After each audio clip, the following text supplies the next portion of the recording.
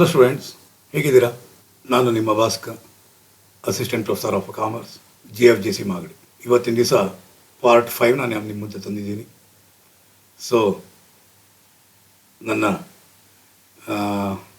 Board ಮೇಲೆ ನೀವು ನೋಡಿರ್ಬೋದು, ಸಿಲೆಬಸ್ ಕಾಪಿ ಇದೆ. ಯಾವ ಸಿಲೆಬಸ್ ನಾನು ಮಾಡ್ತಾಯಿದ್ದೀನಿ ಅನ್ನೋದು ಕೆಲವರು ವಿಚಾರ ಆಗಿತ್ತು. ಇದ್ರ ಬಗ್ಗೆ ನಾನು ಕೊನೆಗೆ ಮಾತಾಡ್ತೀನಿ. ಇವತ್ತಿನ ದಿವಸ ನಾನು ನಿಮ್ಮ ಹತ್ರ ತಂದಿರೋವಂತಹದ್ದು ಇನ್ಕಮ್ ಫ್ರಮ್ ಅದರ್ ಸೋರ್ಸಸಲ್ಲಿ interest on securities. Interest on securities ಎಷ್ಟು ವಿಧಗಳಿದೆ, ಅದು ಗ್ರಾಸಿಂಗ್ ಅಪ್ಗೆ ಏನೇನು ರೂಲ್ಸ್ ಇದೆ ಅನ್ನೋದು, ಮತ್ತು ಬಾಂಡ್ ವಾಷಿಂಗ್ ಟ್ರಾನ್ಸಾಕ್ಷನ್ ಅಂದರೆ ಏನು ಅನ್ನೋ ವಿಚಾರಗಳನ್ನ ಇವತ್ತು ಕೂಲಂಕುಷವಾಗಿ ನಿಮ್ಮ ಮುಂದೆ ಡಿಸ್ಕಸ್ ಮಾಡ್ತೀನಿ. ಜೊತೆಗೆ 1 hour ಒಳಗಡೆ ಎಕ್ಸ್ಪ್ಲೈನ್ ಮಾಡಿ ಪ್ರಾಬ್ಲಮ್ಮು ಮಾಡೋಕ್ಕೆ ಕೂಡ ಪ್ರಯತ್ನ ಪಡ್ತೀನಿ.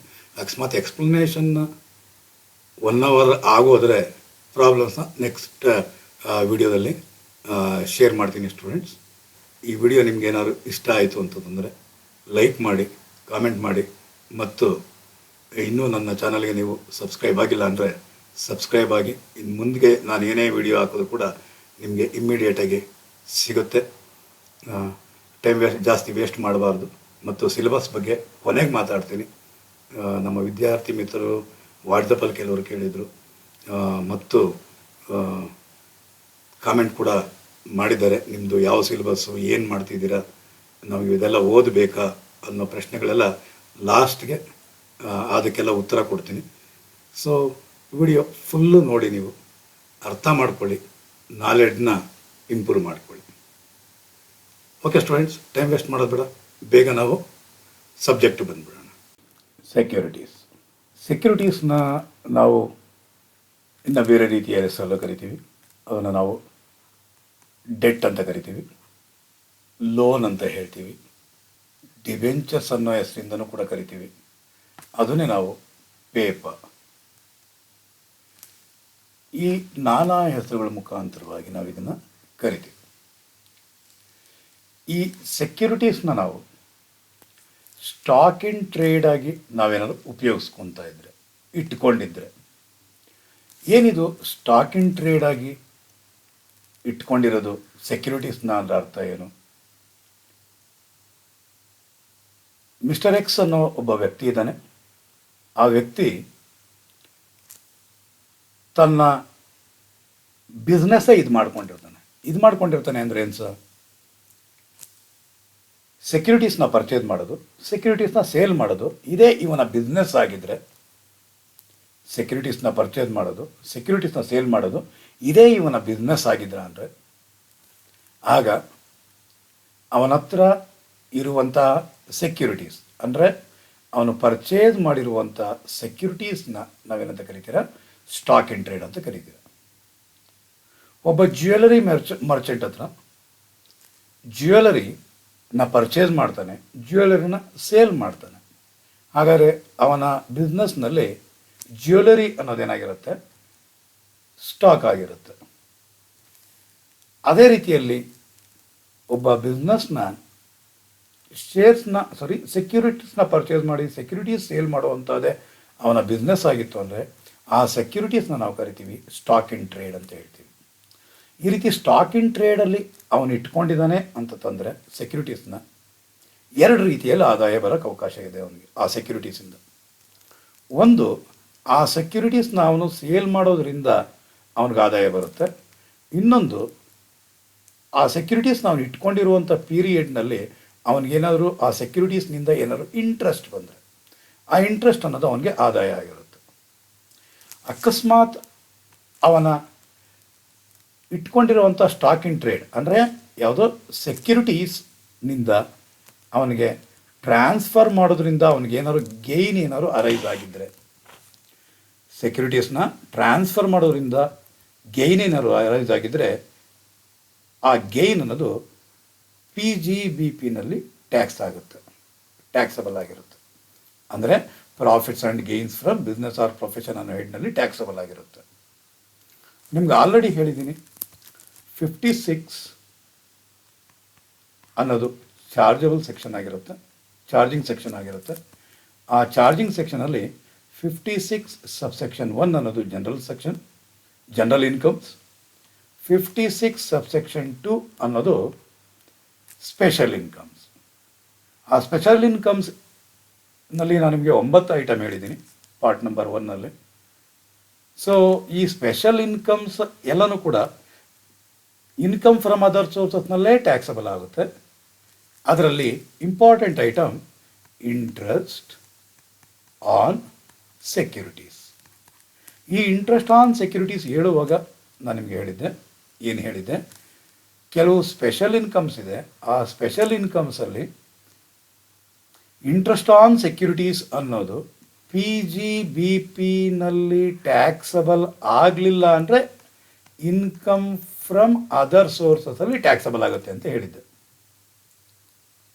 ಈಗ ಈ ಸೆಕ್ಯೂರಿಟೀಸ್ನ ಅವನು ಹೋಲ್ಡ್ ಮಾಡಿರೋದು ಸ್ಟಾಕ್ ಇನ್ ಟ್ರೇಡ್ ಆಗಿ ಹೋಲ್ಡ್ ಮಾಡಿದ್ದಾನೆ ಅಂದರೆ ಅದರಿಂದ ಅದನ್ನು ಟ್ರಾನ್ಸ್ಫರ್ ಮಾಡೋದ್ರಿಂದ ಬಂದಿರುವಂತಹ ಪ್ರಾಫಿಟ್ ಏನು ಬಂದಿರುತ್ತೆ ಅದು PGBP ಅನ್ನೋ ಹೆಡ್ನಲ್ಲಿ ಟ್ಯಾಕ್ಸಬಲ್ ಆಗಿರುತ್ತೆ. ಅಂದರೆ profits and gains from business or profession ಅನ್ನೋ ಹೆಡ್ನಲ್ಲಿ ಟ್ಯಾಕ್ಸಬಲ್ ಆಗಿರುತ್ತೆ. ಎಲ್ಲಿ ಟ್ಯಾಕ್ಸಬಲ್ ಆಗಿರೋದಿಲ್ಲ? ಇನ್ಕಮ್ ಫ್ರಮ್ ಅದರ್ ಸೋರ್ಸಲ್ಲಿ ಟ್ಯಾಕ್ಸಬಲ್ ಆಗಿರೋದಿಲ್ಲ. ಅದೇ ರೀತಿಯಲ್ಲಿ ಸೆಕ್ಯೂರಿಟೀಸ್ನ ಅವನು ಸ್ಟಾಕ್ ಇನ್ ಟ್ರೇಡಲ್ಲಿ ಆಗಿ ಉಪಯೋಗಿಸ್ತಾ ಇದ್ದಾನೆ. ಅಂದರೆ ಅವನು ಸೆಕ್ಯೂರಿಟೀಸ್ನ ಪರ್ಚೇಸ್ ಮಾಡೋದು, ಸೆಕ್ಯೂರಿಟೀಸ್ನ ಸೇಲ್ ಮಾಡೋದು, ಇದೇ ಅವನ ಬಿಸ್ನೆಸ್ ಆಗಿದೆ. ಅವನ ಹತ್ರ ಇರುವಂತಹ ಸೆಕ್ಯೂರಿಟೀಸ್ನಿಂದ ಅವನಿಗೇನು ಬಂದಿದೆ? ಇಂಟ್ರೆಸ್ಟ್ ಬಂದಿದೆ. ಈ ಇಂಟ್ರೆಸ್ಟ್ ಅನ್ನೋದು ಕೂಡ ಟ್ಯಾಕ್ಸಬಲ್ ಆಗಿರುತ್ತೆ. ಅದು ಕೂಡ PGBPನಲ್ಲೇ ಟ್ಯಾಕ್ಸಬಲ್ ಆಗಿರುತ್ತೆ. ಅಂದರೆ profits and gains from business or profession ಅನ್ನೋ ಹೆಡ್ನಲ್ಲಿ ಆ ಇಂಟ್ರೆಸ್ಟ್ ಆನ್ ಸೆಕ್ಯೂರಿಟೀಸ್ ಟ್ಯಾಕ್ಸಬಲ್ ಆಗಿರುತ್ತೆ.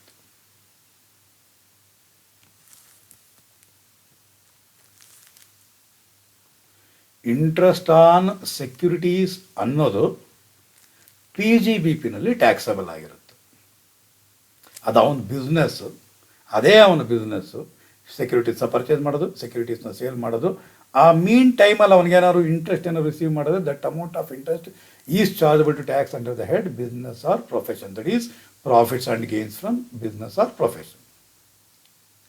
ಅವನ ಅಕಸ್ಮಾತ್ ಏನಾದರೂ ಸೆಕ್ಯೂರಿಟೀಸ್ನೇನಾದರೂ ಇನ್ವೆಸ್ಟ್ಮೆಂಟ್ ರೀತಿಯಲ್ಲೇನಾದರೂ ಇಟ್ಕೊಂಡಿದ್ರೆ, ಯಾವ ರೀತಿ ಇಟ್ಕೊಂಡಿದ್ರೆ? ಇನ್ವೆಸ್ಟ್ಮೆಂಟ್ ರೀತಿಯಲ್ಲಿ ಇಟ್ಕೊಂಡಿದ್ರೆ, ಅಂದರೆ ಅವನು ಇಂಟ್ರೆಸ್ಟ್ ಓರಿಯೆಂಟೆಡ್ ಆಗಿ ಇಟ್ಕೊಂಡಿದ್ರೆ, ಇಂಟ್ರೆಸ್ಟ್ ಗಳಿಸೋಕ್ಕೋಸ್ಕರ ಅವನು ತನ್ನ ಹತ್ರ ಇರುವಂತಹ ದುಡ್ಡಿನಿಂದ ಸೆಕ್ಯೂರಿಟೀಸ್ನೇನಾದರೂ ಪರ್ಚೇಸ್ ಮಾಡಿದರೆ, ಆಗ ಆ ಸೆಕ್ಯೂರಿಟೀಸ್ ಅನ್ನೋದರಲ್ಲಿ ಅವನಿಗೆ 2 ಥರ ಇನ್ಕಮ್ ಬರೋಕ್ಕಾಗುತ್ತೆ. ಒಂದು ಟ್ರಾನ್ಸ್ಫರ್ ಮಾಡೋದ್ರಿಂದ ಬರುತ್ತೆ. ಯಾವುದರಿಂದ ಬರುತ್ತೆ? ಟ್ರಾನ್ಸ್ಫರ್ ಅಂದರೆ ಆ ಸೆಕ್ಯೂರಿಟೀಸ್ನ ಸೇಲ್ ಮಾಡಿದ್ರೆ ಅವನು ಇನ್ವೆಸ್ಟ್ಮೆಂಟ್ ರೂಪದಲ್ಲಿ ಇಟ್ಕೊಂಡಿದ್ದಾನೆ. ಒಳ್ಳೆ ಇಂಟ್ರೆಸ್ಟ್ ಬರುತ್ತೆ, ನಾನು ಮುಂದಕ್ಕೆ ಈ ಇಂಟ್ರೆಸ್ಟ್ನ ಉಪಯೋಗಿಸ್ಕೊಬೋದು, ಅನುಭವಿಸ್ಬೋದು. ನನ್ನ ಹತ್ರ ಮನೇಲಿಟ್ಟಿರುವಂಥ ಅಮೌಂಟ್ನಿಂದ ಏನಾದರೂ ಸೆಕ್ಯೂರಿಟೀಸ್ನ ಪರ್ಚೇಸ್ ಮಾಡಿದ್ರು ಕೂಡ ನಂಗೆ ಲಾಭ ಆಗುತ್ತೆ. ಪರ್ಚೇಸ್ ಮಾಡೋ ಅಂಥ ಉದ್ದೇಶ ಏನಾಗಿರುತ್ತೆ ಅಂದರೆ ಇಂಟ್ರೆಸ್ಟ್ ಓರಿಯೆಂಟೆಡ್ ಆಗಿರುತ್ತೆ ವಿನಃ ಅವನದು ಸೇಲ್ ಮಾಡುವಂಥ ಉದ್ದೇಶ ಇರಲ್ಲ. ಪರ್ಚೇಸ್ ಮಾಡೋದು, ಸೇಲ್ ಮಾಡೋದು ಅವನ ಬಿಸ್ನೆಸ್ ಅಲ್ಲ. ಅವನು ಇನ್ವೆಸ್ಟ್ಮೆಂಟ್ ಪಾಯಿಂಟ್ ಆಫ್ ವ್ಯೂ ಏನಾದರೂ ಸೆಕ್ಯೂರಿಟೀಸ್ನ ಹೋಲ್ಡ್ ಮಾಡಿದರೆ, ಆ ಒಂದು ಸೆಕ್ಯೂರಿಟೀಸ್ನ ಅಕಸ್ಮಾತ್ ಅವನು ಸೇಲ್ ಮಾಡಿದ್ರೆ, ಆ ಸೇಲ್ ಮಾಡೋದ್ರಿಂದ ಬಂದಿರುವಂತಹ ಲಾಭ ಇದೆ ಅಲ್ವಾ, ಅದು ಟ್ಯಾಕ್ಸಬಲ್ ಆಗಿರುತ್ತೆ. ಕ್ಯಾಪಿಟಲ್ ಗೇನ್ ಅನ್ನೋ ಹೆಡ್ನಲ್ಲಿ ಟ್ಯಾಕ್ಸಬಲ್ ಆಗಿರುತ್ತೆ. ಆಲ್ರೆಡಿ ಇನ್ಕಮ್ ಫ್ರಮ್ ಕ್ಯಾಪಿಟಲ್ ಗೇನ್ಸಲ್ಲಿ ಇದ್ರ ಬಗ್ಗೆ ಡೀಟೇಲಾಗಿ ಸ್ಟಡಿ ಮಾಡಿದ್ದೀರಾ. ಅವನು ಇನ್ವೆಸ್ಟ್ಮೆಂಟ್ ಪರ್ಪಸ್ಗೋಸ್ಕರ ಏನಾದರೂ ಅಸೆಟ್ನೇನಾದರೂ ಪರ್ಚೇಸ್ ಮಾಡಿದರೆ, ಹೋಲ್ಡ್ ಮಾಡಿದರೆ, ಅದನ್ನು ನಾವು ಕ್ಯಾಪಿಟಲ್ ಅಸೆಟ್ ಅಂತ ಟ್ರೀಟ್ ಮಾಡ್ತೀವಿ. ಆ ಕ್ಯಾಪಿಟಲ್ ಅಸೆಟ್ನ ಸೇಲ್ ಮಾಡೋದ್ರಿಂದ ಬರುವಂತಹ ಗೇನ್ ಕ್ಯಾಪಿಟಲ್ ಗೇನ್ಸಲ್ಲಿ ಟ್ಯಾಕ್ಸಬಲ್ ಆಗುತ್ತೆ ಸ್ಟೂಡೆಂಟ್ಸ್. ಅದೇ ಅಕಸ್ಮಾತ್ ಅವನು ಇನ್ವೆಸ್ಟ್ಮೆಂಟ್ ಮಾಡೋ ಉದ್ದೇಶಕ್ಕೋಸ್ಕರ ಸೆಕ್ಯೂರಿಟೀಸ್ನೇನಾದ್ರು ಪರ್ಚೇಸ್ ಮಾಡಿದ್ದು, ಅದರಿಂದ ಅವನಿಗೇನಾದ್ರು ಇಂಟ್ರೆಸ್ಟ್ ಏನಾದರೂ ಬಂದಿದ್ರೆ, that amount of interest chargeable to tax under the head income from other sources. ಇದನ್ನೇ ನಾವಿವತ್ತು ಸ್ಟಡಿ ಮಾಡೋದು, ಇದನ್ನೇ ನಾವಿವತ್ತು ಡಿಸ್ಕಸ್ ಮಾಡೋಕ್ಕೆ ಹೊರಟಿರುವಂತಹದ್ದು. If securities are purchased or hold by an assessee as investment, if any amount of interest earned by an assessee from that investment is chargeable to tax under the head income from other sources. ಇದನ್ನೇ ನಾವೀಗ detail ಆಗಿ study ಮಾಡೋಕ್ಕೆ ಹೊರಟಿರೋದು. Last ಒಂದು conclusion part record ಆಗ್ತಿದೆ ನೋಡ್ಬಿಡ್ರಿ. ಗೊತ್ತಾಯ್ತಲ್ಲ.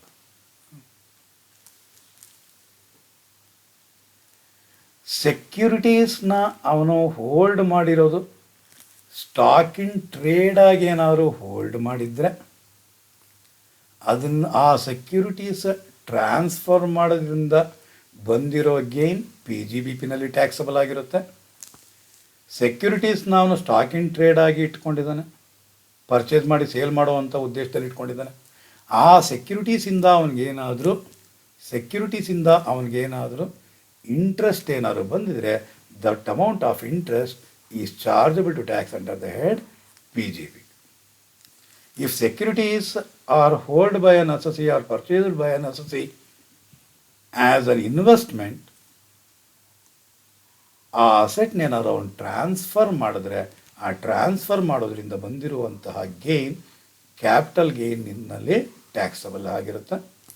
ಅದೇ ಅಕಸ್ಮಾತ್ ಆ ಸೆಕ್ಯೂರಿಟೀಸ್ನ ಅವನು ಇನ್ವೆಸ್ಟ್ಮೆಂಟ್ ರೀತಿಯಲ್ಲಿ ಏನಾದ್ರು ಉಪಯೋಗಿಸಿದರೆ ಅದರಿಂದ ಏನಾದ್ರು ಇಂಟ್ರೆಸ್ಟ್ ಏನಾದ್ರು ಬರ್ತಿದ್ರೆ that amount of interest is chargeable to tax under the head income from other sources.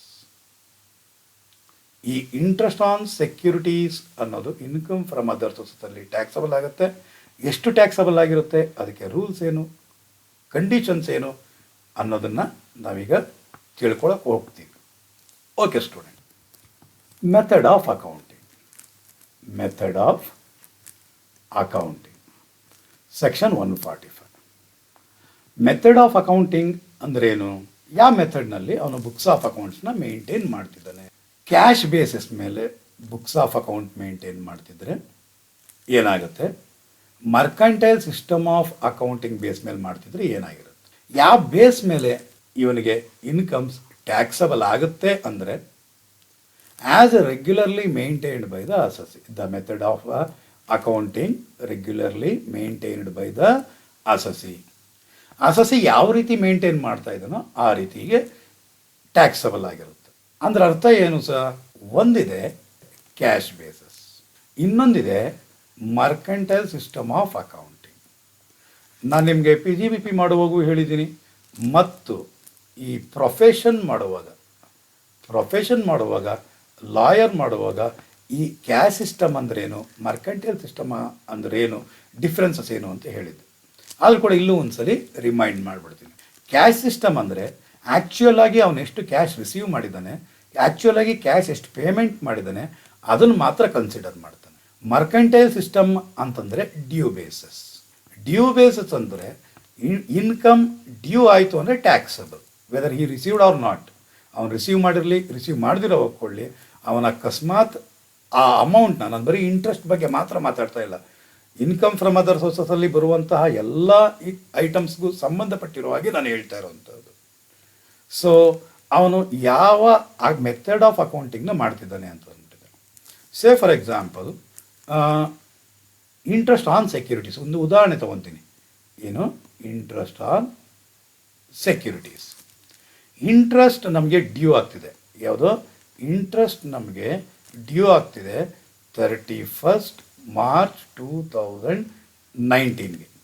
31 March 2019ಗೆ ಇಂಟ್ರೆಸ್ಟ್ ಡ್ಯೂ ಆಗ್ತಿದೆ. ಅದು ನಾವು ರಿಸೀವ್ ಮಾಡಿರೋದು 5th April 2019. Interest on securities ಅವನು ರಿಸೀವ್ ಮಾಡಿರೋದು, ಉದಾಹರಣೆಗೆ ಹೇಳ್ತಾ ಇದ್ದೀನಿ, 10,000 ಅಂತ ಅನ್ಕೊಳ್ಳೋಣ. ಈ 10,000 ರೂಪಾಯಿ ಅನ್ನೋದು ಟ್ಯಾಕ್ಸಬಲ್ ಆಗುತ್ತಾ ಇಲ್ಲ ಈ ವರ್ಷ? ಅವನ ಅಕಸ್ಮಾತ್ ಕ್ಯಾಶ್ ಸಿಸ್ಟಮ್ ಏನಾದರೂ ಅವನು ಬುಕ್ಸ್ ಆಫ್ ಅಕೌಂಟ್ಸ್ನ ಮೇಂಟೈನ್ ಮಾಡ್ತಿದ್ರೆ ಈ 10,000ನ ಅವನು ರಿಸೀವ್ ಮಾಡ್ತಾ ಇರೋದು ಯಾವಾಗ ಅಂತ ನೋಡಿ. ಅವನು ರಿಸೀವ್ ಮಾಡ್ತಾ ಇರೋದು 5th ಏಪ್ರಿಲ್ 2019. ಅಂದರೆ ಅರ್ಥ ಪ್ರೀವಿಯಸ್ ಇಯರ್ 1920 ಪ್ರೀವಿಯಸ್ ಇಯರ್ 1920ನಲ್ಲಿ ಅವನು ರಿಸೀವ್ ಮಾಡ್ತಿರೋದು. ಅಂದರೆ ನಿಮ್ಮ ಪ್ರೀವಿಯಸ್ ಇಯರ್ ಏನು 1819ನಲ್ಲಿ 10,000 ಇಂಟ್ರೆಸ್ಟ್ನ ರಿಸೀವ್ ಮಾಡ್ತಿಲ್ಲ. ಅವನು cash system of books of accounts ಏನು ಮೇಂಟೈನ್ ಮಾಡ್ತಿದ್ರೆ ಆ ಇಂಟ್ರೆಸ್ಟ್ 10,000 ಟ್ಯಾಕ್ಸಬಲ್ ಆಗೋದಿಲ್ಲ. ಅದು ಯಾವ ವರ್ಷ ಟ್ಯಾಕ್ಸಬಲ್ ಆಗಿರುತ್ತೆ? ಪ್ರೀವಿಯಸ್ ಇಯರ್ 1920 ಅಸೆಸ್ಮೆಂಟ್ ಇಯರ್ 2021ನಲ್ಲಿ ಟ್ಯಾಕ್ಸಬಲ್ ಆಗಿರುತ್ತೆ. ಯಾವ ಮೆಥಡ್ನ ಫಾಲೋ ಮಾಡ್ತಾ ಇದ್ದರೆ, cash system of accounting maintain ಮಾಡ್ತಿದ್ರೆ. ಅದೇ ಅಕಸ್ಮಾತ್ ಏನಾದರೂ ಅವನು ಮರ್ಕೆಂಟೈಲ್ ಸಿಸ್ಟಮ್ ಆಫ್ ಅಕೌಂಟಿಂಗ್ನ ಏನಾದರೂ ಮೇಂಟೈನ್ ಮಾಡ್ತಿದ್ರೆ, ಅದರ ಅರ್ಥ ಡ್ಯೂ ಬೇಸಿಸ್ ಮೇಲೆ ಏನಾದ್ರು ಅವ್ನು ಬುಕ್ಸ್ ಆಫ್ ಅಕೌಂಟ್ಸ್ ಮೇಂಟೈನ್ ಮಾಡ್ತಿದ್ರೆ, ಅವನು ರಿಸೀವ್ ಮಾಡಿದ್ದು ಯಾವುದೇ ವರ್ಷ ಹಾಕ್ಕೊಳ್ಳಿ, ಡ್ಯೂ ಆಗಿರೋದು ಯಾವಾಗ 31 ಮಾರ್ಚ್ 19, ಅಂದರೆ ಪ್ರೀವಿಯಸ್ ಇಯರ್ 1819ನಲ್ಲೇ 10,000 ಟ್ಯಾಕ್ಸಬಲ್ ಆಗಿರುತ್ತೆ. ಈ ವರ್ಷನೇ ಟ್ಯಾಕ್ಸಬಲ್ ಆಗಿರುತ್ತೆ, ಮುಂದಿನ ವರ್ಷಕ್ಕೆ ಅವಕಾಶ ಇರೋದಿಲ್ಲ. ಅದಕ್ಕೋಸ್ಕರ ಡಿಯರ್ ಸ್ಟೂಡೆಂಟ್ಸ್, ಪ್ರಾಬ್ಲಮಲ್ಲಿ ಅವನು ಕ್ಯಾಶ್ ಸಿಸ್ಟಮ್ನಲ್ಲಿ ಮೇಂಟೈನ್ ಮಾಡ್ತಿದ್ದಾನೆ ಅಥವಾ ಮರ್ಕೆಂಟೈಲ್ ಅಕೌಂಟಿಂಗ್ ಸಿಸ್ಟಮ್ನಲ್ಲಿ ಅವನು ಮೇಂಟೈನ್ ಮಾಡ್ತಿದ್ದಾನೆ, ಇದಕ್ಕೆ ಇನ್ನೊಂದು ಹೆಸರು ಡ್ಯೂ ಬೇಸಿಸ್ ಅಂತ ನೋಡಿ ಕನ್ಫರ್ಮ್ ಮಾಡಿಕೊಂಡು ಪ್ರಾಬ್ಲಮ್ನ ನೀವು ಸ್ಟಾರ್ಟ್ ಮಾಡಿ. ಅಕಸ್ಮಾತ್ ಪ್ರಾಬ್ಲಮಲ್ಲಿ ಅವನು ಏನೂ ಮೆನ್ಷನ್ ಮಾಡಿಲ್ಲ ಸರ್ ಅಂತಂದರೆ ನೀವೇನಂತ ಅರ್ಥ ಮಾಡ್ಕೊಳ್ಳಿ, mercantile system of books of ಅಕೌಂಟ್ಸ್ನಲ್ಲಿ ರೆಗ್ಯುಲರ್ ಆಗಿ ಮೇಂಟೈನ್ ಮಾಡ್ತಾ ಇದ್ದಾನೆ ಅಂತ ಅಂದುಕೊಂಡು ನೀವು ಪ್ರಾಬ್ಲಮ್ನ ಕಂಟಿನ್ಯೂ ಮಾಡಿ. ಇದು ಟ್ಯಾಕ್ಸಬಲ್ ಆಗಿರೋದು. ಅರ್ಥ ಆಯಿತು ಅಂದ್ಕೊಂಡಿದ್ದೀನಿ ಸ್ಟೂಡೆಂಟ್ಸ್.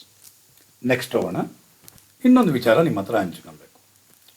ನೀವೊಂದು ವಿಚಾರ ತಿಳ್ಕೊಳ್ಳಿ, ಲೆಂತಿ ವೀಡಿಯೋಸ್ ಮಾಡ್ತಾರೆ ಇವರು, ಏನನ್ನದೇ ಹೇಳ್ತಾ ಇರ್ತಾರೆ, ಈ ರೀತಿ ಅಂದ್ಕೊಳಕ್ಕೆ ಹೋಗ್ಬೇಡ್ರಿ. ನಿಮ್ಮ ಟಾಪಿಕ್ನ ಒಂದು ರೀತಿಯಲ್ಲಿ ಮೇಲಕ್ಕೆ ಎತ್ಕೊಂಡು ಹೋಗೋ ಲೆಕ್ಕಕ್ಕೆ ಮಾಡ್ತಿರೋ ಒಂದು ಪ್ರಯತ್ನ.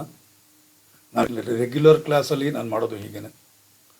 ಮಕ್ಕಳು ನಾನು ಹೇಳುವಂಥ ಪದಗಳನ್ನ, ಟರ್ಮಿನಾಲಜೀಸ್ನ ಮೀನಿಂಗ್ಫುಲ್ಲಾಗಿ ಫಸ್ಟ್ ಅರ್ಥ ಮಾಡಿಕೊಂಡ್ರೆ ಸಬ್ಜೆಕ್ಟ್ ಮುಂದಕ್ಕೆ ಹೋಗೋದು. ಒಬ್ಬೊಬ್ಬರ ಮೆಥಡ್ ಆಫ್ ಟೀಚಿಂಗ್ ಒಂದೊಂದು ಥರ ಇರುತ್ತೆ. ಸ್ಟ್ರೈಟ್ ಪಾಯಿಂಟಿಗೆ ಬರ್ತಾರೆ, ನಾನು ಸ್ಟ್ರೈಟ್ ಪಾಯಿಂಟ್ಗೆ ಬರೋವಂಥ ಇದು ನನಗೆ ಗೊತ್ತಿಲ್ಲ. ಸೊ ಸ್ಲೋ ಲರ್ನರ್ಸ್ಗೂ ಕೂಡ ಅರ್ಥ ಆಗೋ ರೀತಿಯಲ್ಲಿ ಅವ್ರನ್ನ ಟಾರ್ಗೆಟ್ ಮಾಡಿರ್ತೀನಿ. ನೀವು ಬ್ರಿಲಿಯಂಟ್ಸ್ ಆಗಿರ್ಬೋದು, ಈವೊಂದು ನಾನು ಅವ್ರನ್ನೂ ಕೂಡ ಕನ್ಸಿಡರ್ ಮಾಡಬೇಕಾಗಿರುತ್ತೆ. That's my responsibility. ಸೊ ಒಂದೆರಡು ಸಲ ರಿಪೀಟ್ ಒಂದು ಸ್ವಲ್ಪ ಜಾಸ್ತಿ ಮಾಡಿರ್ಬೋದು, ಕೇಳಿಸ್ಕೊಳ್ಳಿ, ತೊಂದರೆ ಏನಾಗಲ್ಲ. TDS, tax deducted at source. Tax deducted at source ಏನು ಸರ್ ಹಿಂಗಂದರೆ? TDS ಅಂದರೆ ಹಲವಾರು ಮಕ್ಕಳನ್ನ ಕೇಳಿದಾಗ ಒಳ್ಳೆ ಮಕ್ಕಳು ಸರ್ TDS ಅಂದರೆ tax deducted at source sir ಅಂತ. ಒಂದು ಉದಾಹರಣೆ ಕೊಡಿ ಅಂತಂದಾಗ ಮುಖ ನೋಡ್ತಾ ಇರ್ತಾರೆ. Tax deducted at source, name it self shows tax is deducted at the source it self. ಆದಾಯ ಎಲ್ಲಿ ಉತ್ಪತ್ತಿ ಆಗುತ್ತೋ ಆ ಉತ್ಪತ್ತಿಯಾಗೋ ಮೂಲದಲ್ಲೇ ಡಿಡಕ್ಟ್ ಮಾಡ್ಕೊಳ್ಳೋದನ್ನ, ಟ್ಯಾಕ್ಸ್ನ ಡಿಡಕ್ಟ್ ಮಾಡ್ಕೊಳ್ಳೋದನ್ನೇ TDS ಅಂತ ಕರಿತೀವಿ. ಸರ್ ಏನು ಸರ್ ಹಿಂಗೆ ಒಂದು ಉದಾಹರಣೆ ಕೊಟ್ಟು ಹೇಳಿ ಸರ್ ನೋಡೋಣ. ಸೇ ಫಾರ್ ಎಕ್ಸಾಂಪಲ್, ಮಿಸ್ಟರ್ ಎಕ್ಸ್ ಅನ್ನೋ ಎಂಪ್ಲಾಯಿ ಇದ್ದಾನೆ. ಅವನು XYZ ಕಂಪನಿಯಲ್ಲಿ ಕೆಲಸ ಮಾಡ್ತಿದ್ದಾನೆ. ಅವನಿಗೆ ಒಂದು ತಿಂಗಳಿಗೆ 1,00,000 ರೂಪೀಸಷ್ಟು ಅವನಿಗೆ ಸ್ಯಾಲ್ರಿ ಬರುತ್ತೆ. ಅಂದರೆ 1 ಮಂತ್ಗೆ 1,00,000 ಆಯಿತು ಅಂದರೆ 12 ಮಂತ್ಸ್ಗೆ ಎಷ್ಟಾಗಿರುತ್ತೆ? 1,00,000 ಇಂಟು 12 12,00,000, 12 ಲಕ್ಷ ರೂಪಾಯಿ ಬರುತ್ತೆ. ಹಾಗಾದರೆ ಈ 12 ಲಕ್ಷ ರೂಪಾಯಿ ಮೇಲೆ ಅವನೇನು ಮಾಡಬೇಕಾಗಿರುತ್ತೆ? ಟ್ಯಾಕ್ಸ್ನ ಕಟ್ಟಬೇಕಾಗಿರುತ್ತೆ. ಅವನಿಗೆ ಹತ್ರ 12ನೇ ತಿಂಗಳಿಗೆ ಹೋದಾಗ ಅವನ ಕೆಲಸ ಇಲ್ದಂಗೆ ಆಗ್ಬೋದು, ಅಥವಾ ಅವನ ಹತ್ರ ಅಷ್ಟು ಆದಾಯ ಇವಾಗ ಇಲ್ದಿರ ಇರ್ಬೋದು.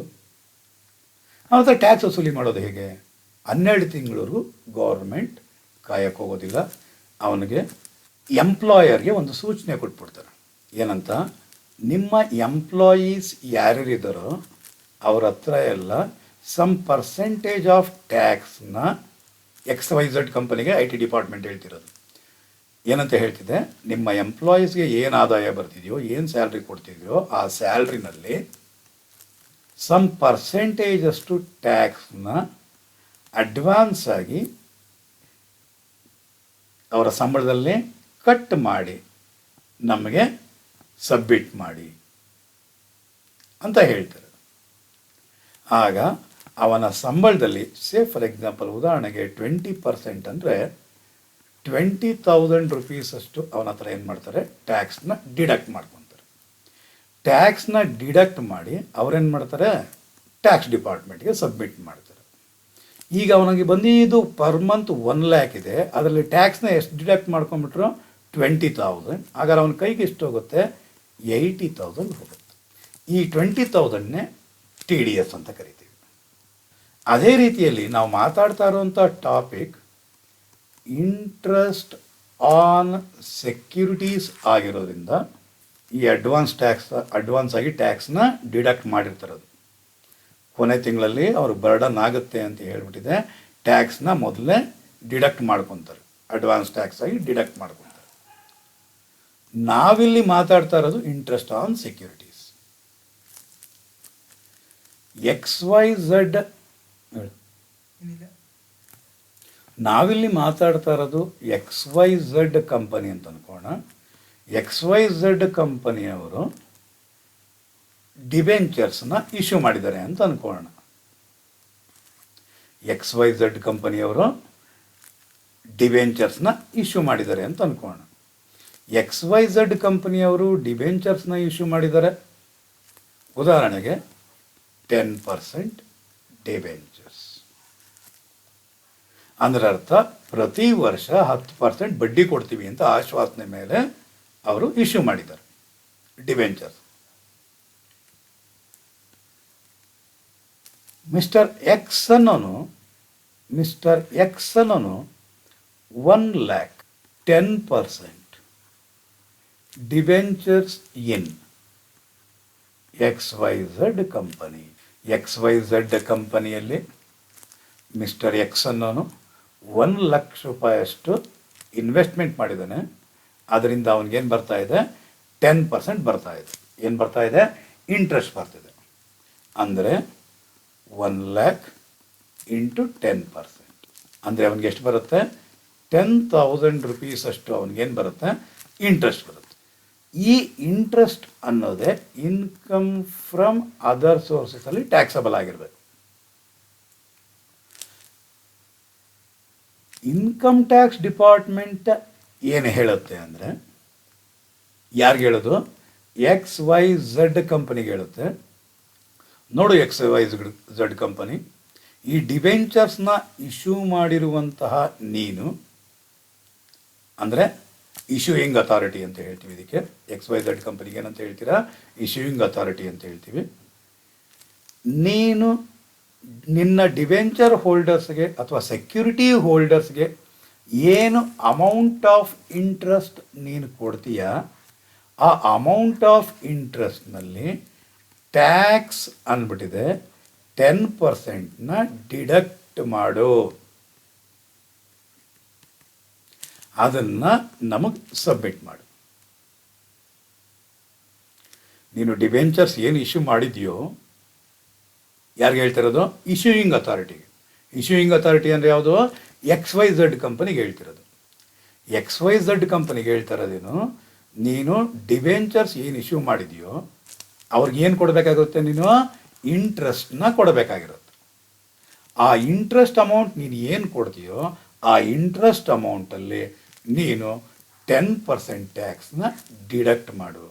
10% ಟ್ಯಾಕ್ಸ್ನ ನೀನು ಡಿಡಕ್ಟ್ ಮಾಡಿ ನಮಗೆ ಸಬ್ಮಿಟ್ ಮಾಡು ಅಂದಾಗ XYZ ಕಂಪನಿ ಏನು ಮಾಡುತ್ತೆ, 10,000 ರುಪೀಸ್ ಮೇಲೆ 10% ಅಂದರೆ ಎಷ್ಟು, 1,000 ರುಪೀಸ್ ಅಷ್ಟು ಟ್ಯಾಕ್ಸ್ನ ಡಿಡಕ್ಟ್ ಮಾಡ್ತಿದೆ ಸೋರ್ಸ್ನಲ್ಲಿ. ಆದಾಯದ ಮೂಲ ಹೇಳಿ ಎಕ್ಸ್ ಕಂಪನಿ ಆದಾಯದ ಮೂಲ 10,000ದಲ್ಲಿ 1,000 ಟ್ಯಾಕ್ಸ್ನ ಡಿಡಕ್ಟ್ ಮಾಡ್ತಿದೆ. ಡಿಡಕ್ಟ್ ಮಾಡಿ ಯಾವುದರಲ್ಲಿ ಈ 10,000 ಇಂಟ್ರೆಸ್ಟಲ್ಲಿ 1,000ನ ಡಿಡಕ್ಟ್ ಮಾಡಿ ನಮಗೆ ಎಷ್ಟು ಸಾವಿರ ಕೊಡ್ತಾ ಇದೆ, 9,000 ಕೊಡ್ತಿದೆ. ಹಾಗಾದರೆ ಈ ಅಮೌಂಟ್ನ ನಾವು ಕರಿತೀವಿ ನೆಟ್. ನಾನು ಮುಂದಕ್ಕೆ ಯಾವುದೇ ಪದ ಎಲ್ಲರೂ ಉಪಯೋಗಿಸ್ತಾರೆ, ನೆಟ್ ಅಂದರೆ ಇದರಲ್ಲಿ ಟ್ಯಾಕ್ಸ್ ಡಿಡಕ್ಟ್ ಆಗಿದೆ. TDS ಆಗಿದೆ ಅಂದ್ಬಿಟ್ಟು ಅರ್ಥ. ಏನಾಗಿದೆ ಅಂದ್ಬಿಟ್ಟು ಅರ್ಥ? TDS ಆಗಿದೆ ಅಂದ್ಬಿಟ್ಟು. ಈ TDS 1,000, ಈ TDS 1,000 ಡಿಡಕ್ಟ್ ಮಾಡೋಕ್ಕೆ ಮುಂಚೆ ಎಷ್ಟಿತ್ತು ಅಂದರೆ 10,000 ಇತ್ತು. ಈ 10,000ನ ಕರಿತೀವಿ ಗ್ರಾಸ್ ಅಮೌಂಟ್ ಅಂತ ಕರಿತೀವಿ. ಏನಂತ ಕರಿತೀವಿ?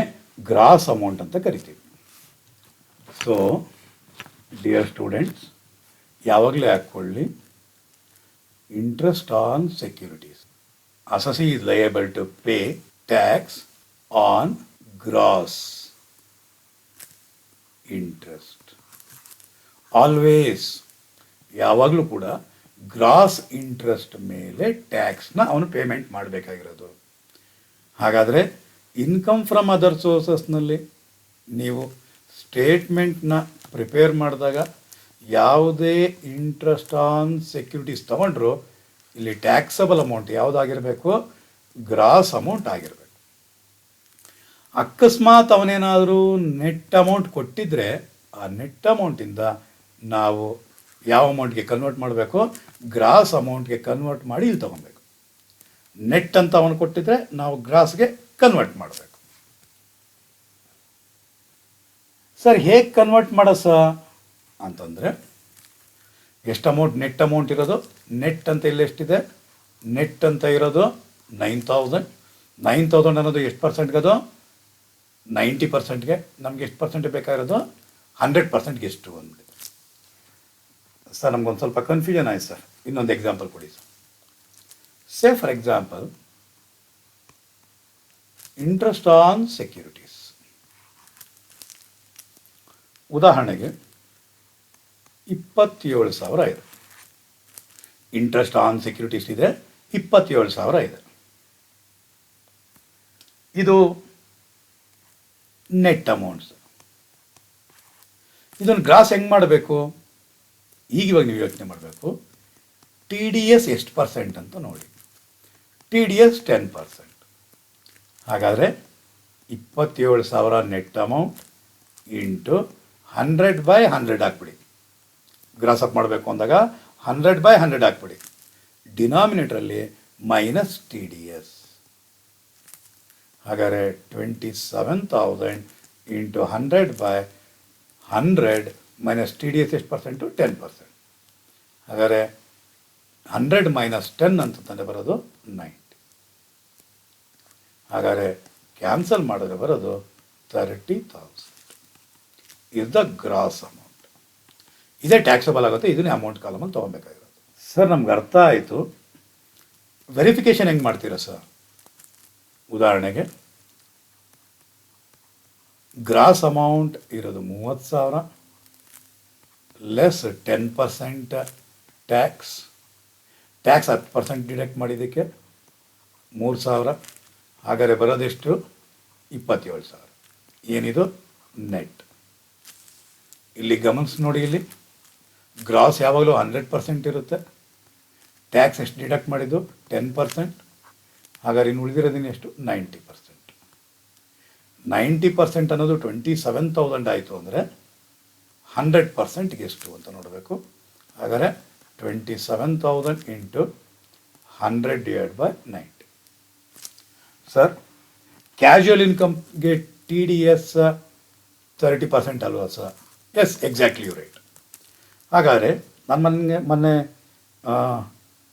ಒಂದು ಲಾಟ್ರಿ ಕೊಂಡ್ಕೊಂಡಿದ್ದೆ 10,000. ಅದಕ್ಕೆ ನನಗೆ 1,00,000 ರೂಪಾಯಿ ಲಾಟ್ರಿ ಹೊಡೀತು. 10,000 ಲಾಟ್ರಿ ತೊಗೊಂಡಿದ್ದೆ, 1,00,000 ರೂಪಾಯಿ ಲಾಟ್ರಿ ಹೊಡೀತು. ಹಾಗಾದರೆ ಅವನೇನು ಮಾಡ್ತಾನೆ? ಅವನು ಮುಲಾಜಿಲ್ದಿರ 30% ಟ್ಯಾಕ್ಸ್ನ ನಿಮ್ಮ ಇದರಲ್ಲಿ ಡಿಡಕ್ಟ್ ಮಾಡಿಕೊಂಡು ನಮಗಿನ್ನು ಎಷ್ಟು ಪರ್ಸೆಂಟ್ ಕೊಟ್ಟಿರ್ತಾನೆ? 70% ಕೊಟ್ಟಿದ್ದಾನೆ. ಅಂದರೆ 1,40,000 ಅಂತ ಅಂದ್ಕೊಳ್ಳೋಣ. ಹಾಗಾದರೆ 1,40,000 ಇಂಟು 100/100. ಎಕ್ಸಾಮಲ್ಲಿ ಕನ್ಫ್ಯೂಷನ್ ಆಯಿತಾ? ಮಾಡಬೇಕಾದ್ರೆ ನೀವು ಇಷ್ಟೇ 100/100 ಮೈನಸ್ TDS ಎಷ್ಟು ಪರ್ಸೆಂಟು? 30%. ಹಾಗಾದರೆ 1,40,000 ಇಂಟು 100/70 ಅಂದರೆ ಬರುವಂತಹದ್ದು 2 lakh.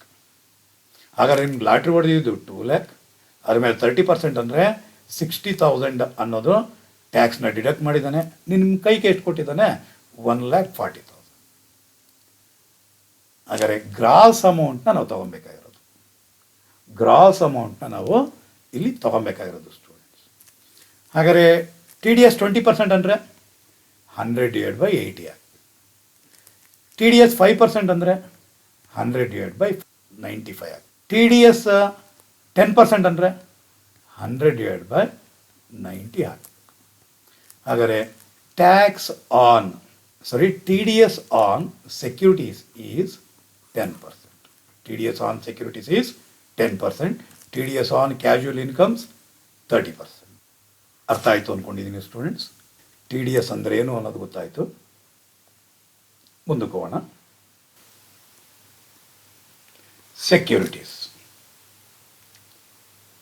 ಸೆಕ್ಯೂರಿಟೀಸ್ನ ಎರಡು ಭಾಗಗಳು ಮಾಡ್ತೀವಿ. ಒಂದು ಗವರ್ನಮೆಂಟ್ ಸೆಕ್ಯೂರಿಟೀಸ್, ಇನ್ನೊಂದು ಕಮರ್ಷಿಯಲ್ ಸೆಕ್ಯೂರಿಟೀಸ್. ಕಮರ್ಷಿಯಲ್ ಸೆಕ್ಯೂರಿಟೀಸ್ನ ನಾವು ನಾನ್ ಗವರ್ನಮೆಂಟ್ ಸೆಕ್ಯೂರಿಟೀಸ್ ಅಂತ ಕೂಡ ಕರಿತೀವಿ. ಹಾಗಾದರೆ ಸೆಕ್ಯೂರಿಟೀಸ್ನಲ್ಲಿ ಎರಡು ಟೈಪ್ ಇದೆ. ಒಂದು ಗವರ್ನಮೆಂಟ್ ಸೆಕ್ಯೂರಿಟೀಸ್, ಇನ್ನೊಂದು ಕಮರ್ಷಿಯಲ್ ಸೆಕ್ಯೂರಿಟೀಸ್ ಅಥವಾ ನಾನ್ ಗವರ್ನಮೆಂಟ್ ಸೆಕ್ಯೂರಿಟೀಸ್. ಈ ಸೆಕ್ಯೂರಿಟೀಸ್ ಅನ್ನೋದರಲ್ಲಿ ಫಸ್ಟ್ ಕ್ಯಾಟಗರಿ ಬಂದು ಗವರ್ನಮೆಂಟ್ ಸೆಕ್ಯೂರಿಟೀಸ್. ಸರ್, ಸೆಕ್ಯೂರಿಟೀಸ್ನ ಯಾರು ಇಶ್ಯೂ ಮಾಡ್ತಾರೆ ಸರ್? ಸೆಕ್ಯೂರಿಟೀಸ್ನ ಇಶ್ಯೂ ಮಾಡುವಂತಹದ್ದು ಒಂದು government. Either it may be state government or central government. If securities are issued by state government or central government, is known as government securities. Sir, ಇನ್ಯಾರು issue ಮಾಡೋಕ್ಕೆ ಅವಕಾಶ ಇದೆ ಸರ್? ಕಂಪನಿ ಇಶ್ಯೂ ಮಾಡ್ಬೋದು, local authority issue ಮಾಡ್ಬೋದು, statutory corporation issue ಮಾಡ್ಬೋದು. If the securities are issued by a company or local authority or statutory corporations are known as non-government securities or commercial securities. If securities are issued by government, is known as government securities.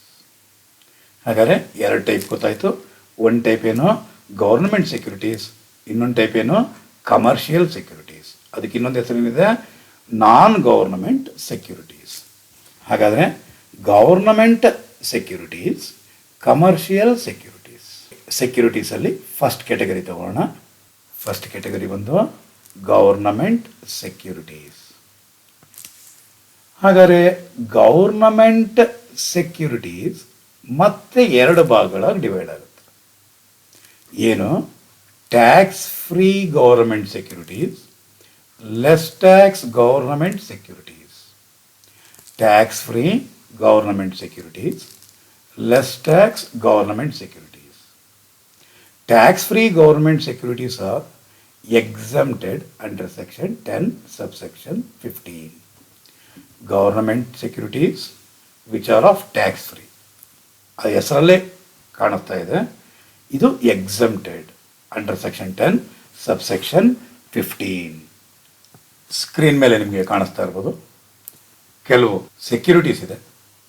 ಆ securities which R fully exempted from tax under section 10 subsection 15.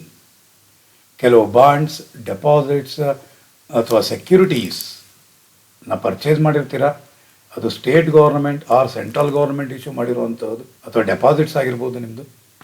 ಅದರಿಂದ ನೀವೇನಾದ್ರು ಇಂಟ್ರೆಸ್ಟನ್ನು receive ಮಾಡ್ತಿದ್ರೆ ಈ ಕೆಳಗೆ ಕೊಟ್ಟಿರುವಂತಹ ಸೆಕ್ಯೂರಿಟೀಸ್ನಿಂದ ನೀವೇನಾದ್ರು interest ಏನಾದ್ರು ಪಡಿತಿದ್ರೆ under section 10 subsection 15ನಿಂದ exempt ಆಗಿರುತ್ತೆ. ಎಕ್ಸಾಮ್ನಲ್ಲಿ ಅವನ ಅಕಸ್ಮಾತ್ ಏನಾದ್ರು ಟ್ಯಾಕ್ಸ್ ಫ್ರೀ ಗೌರ್ಮೆಂಟ್ ಸೆಕ್ಯೂರಿಟೀಸ್ ಅಂತ ಕೊಟ್ಟರೆ ಸಾಕು, ನೀವೇನು ಮಾಡೋಂಗಿಲ್ಲ, ಎಕ್ಸಮ್ಟೆಡ್ ಅಂತ ಬರೆದ್ಬಿಡಿ. ಅದರಲ್ಲಿ ಟ್ಯಾಕ್ಸ್ ಫ್ರೀ ಗೌರ್ಮೆಂಟ್ ಸೆಕ್ಯೂರಿಟೀಸ್ ಅಂತ ಕೊಟ್ಟಿಲ್ಲ ಸರ್ ಅವನು ಅಂತ ತಂದಾಗ ಈ ಕೆಳಗೆ ಇರುವಂತಹ ಐಟಮ್ಸ್ಗಳ ಒಂದ್ಸರಿ ಬರ್ಕೊಂಡು ಒಂದು 4-5 ಸಲ ಇದನ್ನು ಓದ್ಕೊಳ್ಳಿ. ಈ ಐಟಮ್ಗಳು ನಿಮ್ಮ ತಲೆ ಒಳಗಡೆ ರೆಕಾರ್ಡ್ ಆಗಿರಬೇಕು ಸ್ಟೂಡೆಂಟ್ಸ್. ಅಂಥ ಐಟಮ್ಗಳು ಯಾವ್ಯಾವುದು ಅಂದರೆ ಪೋಸ್ಟ್ ಆಫೀಸ್. ಇಲ್ಲಿ ಪೋಸ್ಟ್ ಆಫೀಸ್ ನೋಡ್ರಿ, ಪೋಸ್ಟ್ ಆಫೀಸ್ಗೆ ಹೋಗ್ಬೇಡಿ, ಇಲ್ಲಿ ಬರೆದಿರುವಂತಹ ಪೋಸ್ಟ್ ಆಫೀಸ್ ಅನ್ನೋ ಒಂದು ಟರ್ಮ್ ನೋಡಿ. Post office cash certificate, national saving certificate, CTD cumulative time deposit. ಅಕಸ್ಮಾತ್ ಏನಾದ್ರು ಪೋಸ್ಟ್ ಆಫೀಸ್ನಲ್ಲಿ ನೀವೇನಾದ್ರು ಸೇವಿಂಗ್ಸ್ ಬ್ಯಾಂಕ್ ಅಕೌಂಟ್ ಏನಾದ್ರು ಇಟ್ಟಿದ್ರೆ, ಪೋಸ್ಟ್ ಆಫೀಸ್ನಲ್ಲಿ ಸೇವಿಂಗ್ಸ್ ಬ್ಯಾಂಕ್ ಅಕೌಂಟ್ನೇನಾದ್ರು ನೀವು ಓಪನ್ ಮಾಡಿದರೆ, ಅಲ್ಲೇನಾದರೂ ನೀವು ಅಮೌಂಟ್ನೇನಾದರೂ ಡೆಪಾಸಿಟ್ ಮಾಡಿದರೆ, ಆ ಡೆಪಾಸಿಟ್ನಿಂದ ನಿಮಗೇನಾದರೂ ಇಂಟ್ರೆಸ್ಟ್ ಬಂದಿದ್ದರೆ, ಆ ಇಂಟ್ರೆಸ್ಟ್ ಅನ್ನೋದು 3500 ಅಷ್ಟು ಎಕ್ಸಮ್ಟ್ ಆಗಿರುತ್ತೆ. ಇನ್ನು ಮಿಕ್ಕಿರೋದು ಟ್ಯಾಕ್ಸಬಲ್ ಆಗಿರುತ್ತೆ. ಸೇ ಫಾರ್ ಎಕ್ಸಾಂಪಲ್ ನಾನು ಒಂದು SB account, post office savings bank account, POSB ಅಕೌಂಟಲ್ಲಿ ನನ್ನ ಅಕೌಂಟ್ ಇದೆ. ಆ ಅಕೌಂಟಿಂದ ನನಗೆ 5000 ರೂಪಾಯಿಯಷ್ಟು ಇಂಟ್ರೆಸ್ಟ್ ಬಂದಿದೆ. ಆದರೆ ಟ್ರಾನ್ಸಾಕ್ಷನ್ ಏನಿದು ಇಂಟ್ರೆಸ್ಟ್ ಆನ್ POSB. ಎಕ್ಸಾಮಲ್ಲಿ ಈ ರೀತಿ ಬೇಕಾದ್ರೆ ಶಾರ್ಟ್ ಫಾರ್ಮ್ ಕೇಳ್ಬೋದು students. POSB post office savings bank account ₹5000. ನೀವು ಮಾಡಬೇಕಾಗಿರೋದೇನು ಲೆಸ್ ಎಕ್ಸಮ್ಟೆಡ್. ಎಷ್ಟು ಎಕ್ಸಮ್ಟೆಡ್? 3500. ರಿಮೈನಿಂಗ್ ಅಮೌಂಟ್ ಎಷ್ಟು? 1500 ಈಸ್ ಟ್ಯಾಕ್ಸಬಲ್. ಅದೇ ಅಕಸ್ಮಾತ್ ಜಾಯಿಂಟ್ ಅಕೌಂಟ್ ಏನಾದ್ರು ಇದ್ದರೆ, ನಂದು ನನ್ನ ಹೆಂಡತಿದು ಇಬ್ಬರದು ಕೂಡ ಜಾಯಿಂಟ್ ಅಕೌಂಟ್ನಲ್ಲಿ ಅಮೌಂಟ್ನ ಡೆಪಾಸಿಟ್ ಮಾಡಿದ್ದೀವಿ. ಆ ಅಮೌಂಟಿಂದ ನನಗೇನಾಗಿದೆ? ಇಂಟ್ರೆಸ್ಟ್ ಬಂದಿದೆ. ಹಾಗಾದರೆ ಇಂಟ್ರೆಸ್ಟ್ ಅಮೌಂಟ್ ಎಕ್ಸಮ್ಟ್ ಎಷ್ಟಾಗಿರುತ್ತೆ ಅಂತಂದರೆ 7000 ರೂಪೀಸ್ ಅಷ್ಟು ಎಕ್ಸಮ್ಟ್ ಆಗಿರುತ್ತೆ. 7000ಗಿಂತ ಎಷ್ಟು ಎಕ್ಸಸ್ ಇರುತ್ತೋ ಅದು ಟ್ಯಾಕ್ಸಬಲ್ ಆಗಿರುತ್ತೆ. Interest on POSB is exempted up to ₹3500. ಅಕಸ್ಮಾತ್ ಅದು ಜಾಯಿಂಟ್ ಬ್ಯಾಂಕ್ ಅಕೌಂಟ್ ಆಗಿದ್ದರೆ 7000ವರೆಗೂ ಎಕ್ಸಮ್ಟ್ ಆಗಿರುತ್ತೆ. ಹಾಗಾದರೆ post office cash certificate, PO NSC, PO ಅಂದರೆ ಪೋಸ್ಟ್ ಆಫೀಸ್, NSC ಅಂದರೆ national saving certificate.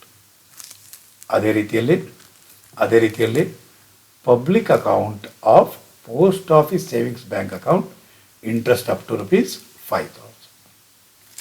Next fixed deposit in post office exempt ಆಗುತ್ತೆ. National plan certificates, NPC ಅಂತ ಕೇಳ್ಬೋದು.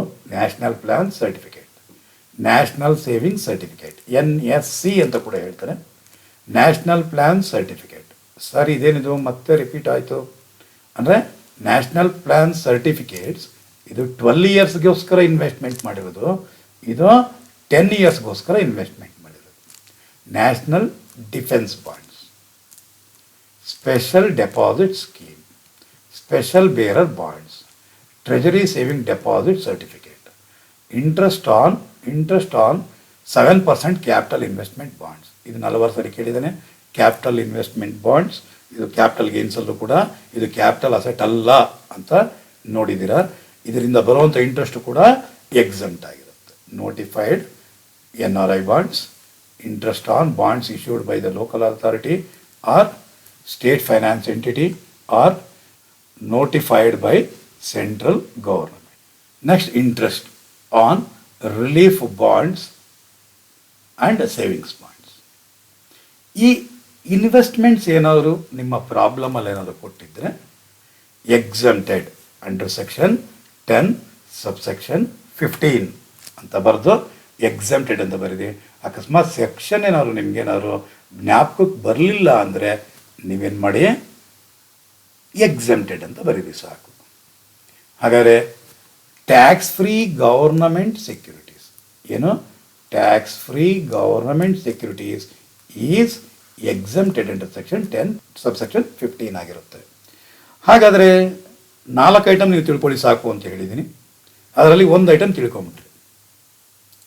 ಗೌರ್ಮೆಂಟ್ ಸೆಕ್ಯೂರಿಟೀಸ್ನಲ್ಲಿ 2 ಟೈಪ್ ಬರುತ್ತೆ. Tax free government securities, less tax government securities. Commercial ಸೆಕ್ಯೂರಿಟೀಸ್ನಲ್ಲಿ 2 type ಬರುತ್ತೆ. Tax free commercial securities, less tax commercial securities.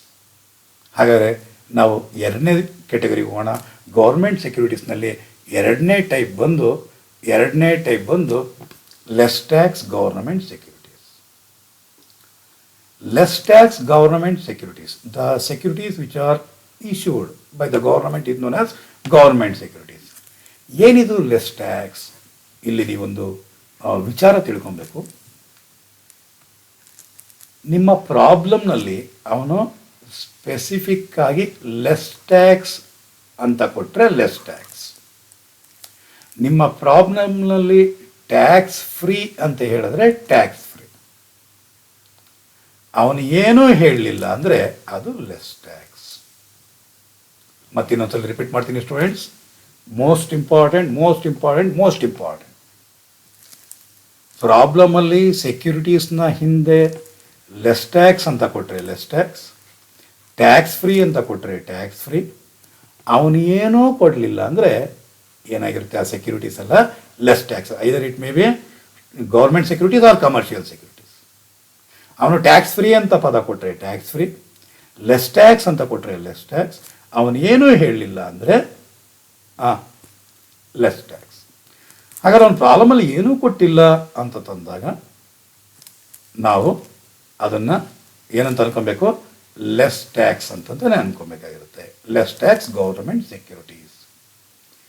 ಏನು sir less tax government securities ಅಂತಂದರೆ, government securities issue ಮಾಡ್ತಾರೆ. ಆ ಸೆಕ್ಯೂರಿಟೀಸ್ನ ಮೇಲೆ ಇಂಟ್ರೆಸ್ಟ್ ಕೊಡಬೇಕು. ಡ್ಯೂ ಡೇಟ್ ಆದಮೇಲೆ ಏನು ಮಾಡಬೇಕಾಗಿರುತ್ತೆ? ಇಂಟ್ರೆಸ್ಟ್ ಕೊಡಬೇಕಾಗಿರುತ್ತೆ. ಆ ಇಂಟ್ರೆಸ್ಟ್ನಲ್ಲಿ ಟ್ಯಾಕ್ಸ್ನ ಡಿಡಕ್ಟ್ ಮಾಡೋದಿಲ್ಲ ಗೌರ್ನಮೆಂಟ್ ಸೆಕ್ಯೂರಿಟೀಸ್ ಟ್ಯಾಕ್ಸ್ನ ಡಿಡಕ್ಟ್ ಮಾಡ್ದಿರ ಹಾಗೇ ಕೊಡ್ತಾರೆ. ಟ್ಯಾಕ್ಸ್ನ ಡಿಡಕ್ಟ್ ಮಾಡ್ದಿರ ಹಾಗೆ ಕೊಡ್ತಾರೆ. ಅದನ್ನೇ ನಾವು ಕರೆದ್ವಿ no T D S. No T D S ಅನ್ನರ್ಥ ಏನು? ಲೆಸ್ ಟ್ಯಾಕ್ಸ್ ಗೌರ್ನಮೆಂಟ್ ಸೆಕ್ಯೂರಿಟೀಸ್ ಅನ್ನರ್ಥ ಗೌರ್ಮೆಂಟ್ ಸೆಕ್ಯೂರಿಟೀಸ್ನಲ್ಲೇ ಇಂಟ್ರೆಸ್ಟ್ ಮೇಲೆ ಟ್ಯಾಕ್ಸ್ನ ಡಿಡಕ್ಟ್ ಮಾಡಬೇಕು. ಅವ್ರು ಡಿಡಕ್ಟ್ ಮಾಡಲ್ಲ.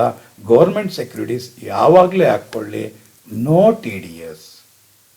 ಹೆಸರು ಹೇಳುತ್ತೆ, ಆದರೂ ಕೂಡ ಅವರು ಡಿಡಕ್ಟ್ ಮಾಡಲ್ಲ. ಫುಲ್ ಅಮೌಂಟಷ್ಟು ಇಂಟ್ರೆಸ್ಟ್ ಅಮೌಂಟ್ ಕೊಡ್ತಾರೆ. ಟಿ ಡಿ ಎಸ್ ಆಗಿರೋದಿಲ್ಲ. ಫುಲ್ ಅಮೌಂಟ್ ಟ್ಯಾಕ್ಸಬಲ್ ಆಗಿಬಿಟ್ಟಿರುತ್ತೆ. ಫುಲ್ ಅಮೌಂಟ್ ಟ್ಯಾಕ್ಸಬಲ್ ಆಗುತ್ತೆ ಅಂತಂದರೆ ಇಂಟ್ರೆಸ್ಟ್ ಅಮೌಂಟ್ ಏನು ರಿಸೀವ್ ಮಾಡಿರ್ತಾನೋ ಅಷ್ಟು ಟ್ಯಾಕ್ಸಬಲ್ ಆಗಿರುತ್ತೆ. ಸರ್ ಇಂಟ್ರೆಸ್ಟ್ನ ಎಷ್ಟು ರೀತಿಯಲ್ಲಿ ಕೊಡ್ಬೋದು ಸರ್? ನೀವು ಪ್ರಾಬ್ಲಮ್ನ ನೀವು ಗಮನಿಸಿದಾಗ ಆ ಪ್ರಾಬ್ಲಮ್ನಲ್ಲಿ ಎರಡು ರೀತಿಯಲ್ಲಿ ಕೊಡೋಕ್ಕೆ ಅವಕಾಶ ಇದೆ. ಡಿಯರ್ ಸ್ಟೂಡೆಂಟ್ಸ್, ಎರಡು ರೀತಿಯಲ್ಲಿ ಕೊಡೋಕ್ಕೆ ಅವಕಾಶ ಇದೆ. ಯಾವುದು ಆ ಎರಡು ರೀತಿ ಅಂತಂದರೆ, ಒಂದು if interest is given. If interest is given. ಏನು ಇಫ್ ಇಂಟ್ರೆಸ್ಟ್ ಈಸ್ ಗಿವನ್ ಅಂದ್ರೆ ಅರ್ಥ, ಅವನು ಇಂಟ್ರೆಸ್ಟ್ ಎಷ್ಟು ರಿಸೀವ್ ಮಾಡಿದನೋ ಆ ಇಂಟ್ರೆಸ್ಟ್ ಅಮೌಂಟ್ನ ಕೊಟ್ಬಿಡ್ತಾನೆ. Say for example received ₹5,000 as interest on Karnataka government loan. ಇದೊಂದು ಸೆಕ್ಯೂರಿಟಿ, ಕರ್ನಾಟಕ ಗವರ್ನಮೆಂಟ್ ಲೋನ್ ಅನ್ನೋದೊಂದು ಸೆಕ್ಯೂರಿಟಿ. ಈ ಸೆಕ್ಯೂರಿಟೀಸ್ನ ಮೇಲೆ ಇಂಟ್ರೆಸ್ಟ್ ಕೊಡ್ತಾ ಇದ್ದಾನೆ. ಎಷ್ಟು ಸಾವಿರ ಕೊಡ್ತಾ ಇದ್ದಾನೆ? ₹5,000 ಅಷ್ಟು ಇಂಟ್ರೆಸ್ಟ್ ಕೊಡ್ತಿದ್ದಾನೆ. ಹಾಗಾದರೆ ಈ ₹5,000 ಅನ್ನೋ ಇಂಟ್ರೆಸ್ಟ್ ಏನಿದೆ ಅದರಲ್ಲಿ ಟಿ ಡಿ ಎಸ್ ಆಗಿರೋದಿಲ್ಲ. ಏನಾಗಿರುತ್ತೆ? Full amount is taxable. ಹಾಗಾದರೆ ಇನ್ನೊಂದು ಉದಾಹರಣೆ ತಗೊಳ್ಳೋಣ. Received ₹10,000 as interest on Punjab government loan. ₹10,000 received as interest on Punjab government loan. So Punjab government loan ಅನ್ನೋದು ಈ ಸರ್ಟಿಫಿಕೇಟ್ಸ್ನ, ಈ ಸೆಕ್ಯೂರಿಟೀಸ್ನ ಇಶ್ಯೂ ಮಾಡಿರೋದು ಪಂಜಾಬ್ ಗವರ್ನಮೆಂಟ್. ಅಂದರೆ ಗವರ್ನಮೆಂಟ್ ಇಶ್ಯೂ ಮಾಡಿರೋದು. ಗವರ್ನಮೆಂಟ್ ಇಶ್ಯೂ ಮಾಡಿದೆ ಅಂದರೆ ಇದು ಗವರ್ಮೆಂಟ್ ಸೆಕ್ಯೂರಿಟೀಸ್ ಆಯಿತು. ಇಲ್ಲಿ ಟ್ಯಾಕ್ಸ್ ಫ್ರೀ ಅಂತ ಕೊಟ್ಟಿಲ್ಲ, ಅದಕ್ಕೋಸ್ಕರ ಇದೇನಾಗಿರುತ್ತೆ? ಲೆಸ್ ಟ್ಯಾಕ್ಸ್ ಗವರ್ನಮೆಂಟ್ ಸೆಕ್ಯೂರಿಟೀಸ್ ಆಯಿತು. ಹಾಗಾದ್ರೆ ಇಲ್ಲಿ ಏನು ಕೊಟ್ಟಿದ್ದಾನೆ? ಇಂಟ್ರೆಸ್ಟ್ ರಿಸೀವ್ಡ್ ಅಮೌಂಟ್ ಕೊಟ್ಟಿದ್ದಾನೆ. ಇದರಲ್ಲೇ no T D S. T D S cut ಮಾಡಿರಲ್ಲ. ಅಂದ್ರೆ ಅರ್ಥ ಏನು? ನೋ ಟಿ ಡಿ ಎಸ್ ಅಂದ್ರೆ ಅರ್ಥ ಏನು? ಈ ಕೊಟ್ಟಿರೋ ಅಮೌಂಟ್ ಏನದು? Gross amount. ಹಾಗಾದರೆ 10,000 ಫುಲ್ಲು ಕೂಡ ಏನಾಗಿರುತ್ತೆ, ಟ್ಯಾಕ್ಸಬಲ್ ಆಗಿರುತ್ತೆ. ಅಷ್ಟೇ ಸ್ಟೂಡೆಂಟ್ಸ್ 4 ವಿಚಾರ ತಿಳ್ಕೊಳ್ಳಿ ಅಂತ ಹೇಳಿದೆ. ಇವಾಗ ಏನಾಗಿದೆ ಅಂತಂದರೆ, ಸರ್ ಇಂಟ್ರೆಸ್ಟ್ ರಿಸೀವ್ಡ್ ಅಮೌಂಟ್ ಕೊಟ್ಟಿದ್ದಾನೆ ಸರ್. ಈಗ ಅದೇ ಅಕಸ್ಮಾತ್ ಏನಾದರೂ ಬೇರೆ ರೀತಿ ಏನಾದರೂ ಕೊಡೋಕ್ಕೆ ಅವಕಾಶ ಇದೆಯಾ sir? If percentage and amount is given. If percentage and amount is given. ಏನು if percentage and amount is given ಅಂದ್ರೆ ಅರ್ಥ ಏನು? ಒಂದು ಉದಾಹರಣೆ ನೋಡೋಣ. ಏನಂತ ಇಲ್ಲಿ ಹೇಳ್ತಿರೋದು, ₹1,00,000 10% Punjab government loan. Punjab government loan ಅಂತಂದರೆ these securities are issued by Punjab government. So these securities are known as government securities. ಇಲ್ಲಿ ಟ್ಯಾಕ್ಸ್ ಫ್ರೀ ಅಂತ ಕೊಟ್ಟಿಲ್ಲ, ಹಾಗಾದ್ರೆ ಇದೇನಾಗಿರುತ್ತೆ, ಲೆಸ್ ಟ್ಯಾಕ್ಸ್ ಆಗಿರುತ್ತೆ. ಹಾಗಾದರೆ ಲೆಸ್ ಟ್ಯಾಕ್ಸ್ ಗವರ್ನಮೆಂಟ್ ಸೆಕ್ಯೂರಿಟೀಸಲ್ಲಿ ಎಷ್ಟು ಅಮೌಂಟ್ ಅವನು ಇನ್ವೆಸ್ಟ್ಮೆಂಟ್ ಮಾಡಿರೋದು? 1,00,000 ಅಮೌಂಟ್ ಇನ್ವೆಸ್ಟ್ಮೆಂಟ್ ಮಾಡಿರೋದು. ಅದರ ಮೇಲೆ ಎಷ್ಟು ಪರ್ಸೆಂಟ್ ಪ್ರತಿ ವರ್ಷ ಇಂಟ್ರೆಸ್ಟ್ ಕೊಡ್ತಾರಂತೆ? 10%. ಹಾಗಾದರೆ 1,00,000ನ ಮೇಲೆ 10%, ಅಂದರೆ 1,00,000 ಮೇಲೆ 10% ಅಂದೆಷ್ಟು? 10,000. ಈ 10,000 ಅನ್ನೋದೇ ಟ್ಯಾಕ್ಸಬಲ್ ಆಗಿರುತ್ತೆ ಸ್ಟೂಡೆಂಟ್ಸ್. ಅದೇ ರೀತಿಯಲ್ಲಿ ಇನ್ನೊಂದು ಉದಾಹರಣೆ ತಗೊಳ್ಳೋದೇ ಆದರೆ 12% ಕರ್ನಾಟಕ ಗವರ್ನಮೆಂಟ್ ಲೋನ್ 10 lakhs ಅಂತ ಇನ್ವೆಸ್ಟ್ಮೆಂಟ್ ಮಾಡಿರೋದು. 12% ಅಂತ Karnataka state government loan.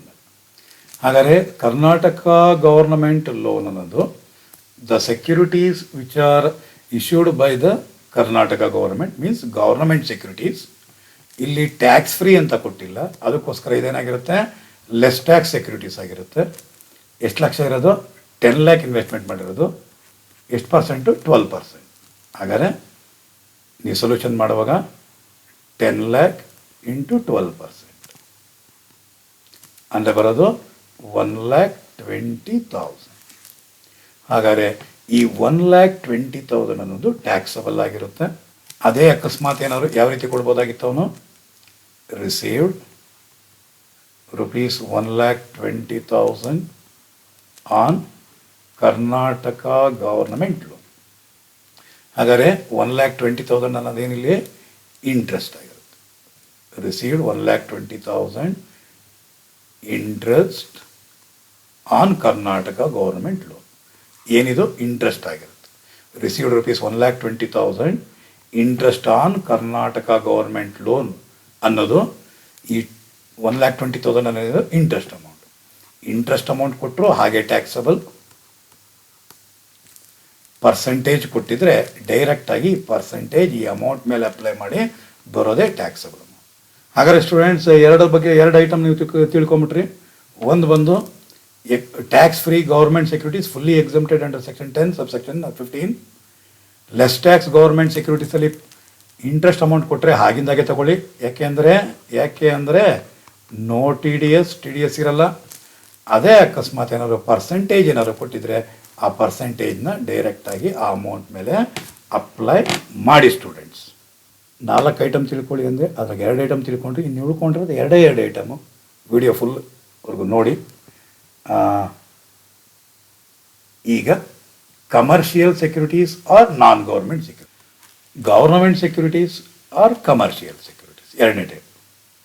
Government securities ನಲ್ಲಿ 2 ಟೈಪ್ ಬರುತ್ತೆ. ಒಂದು ಟ್ಯಾಕ್ಸ್ ಫ್ರೀ ಗೌರ್ಮೆಂಟ್ ಸೆಕ್ಯೂರಿಟೀಸ್, ಇನ್ನೊಂದು ಲೆಸ್ ಟ್ಯಾಕ್ಸ್ ಗೌರ್ಮೆಂಟ್ ಸೆಕ್ಯೂರಿಟೀಸ್. ನಾನಿವಾಗ ಅದೆರಡರ ಬಗ್ಗೆ ಡಿಸ್ಕಸ್ ಮಾಡಿದ್ದಾಯಿತು.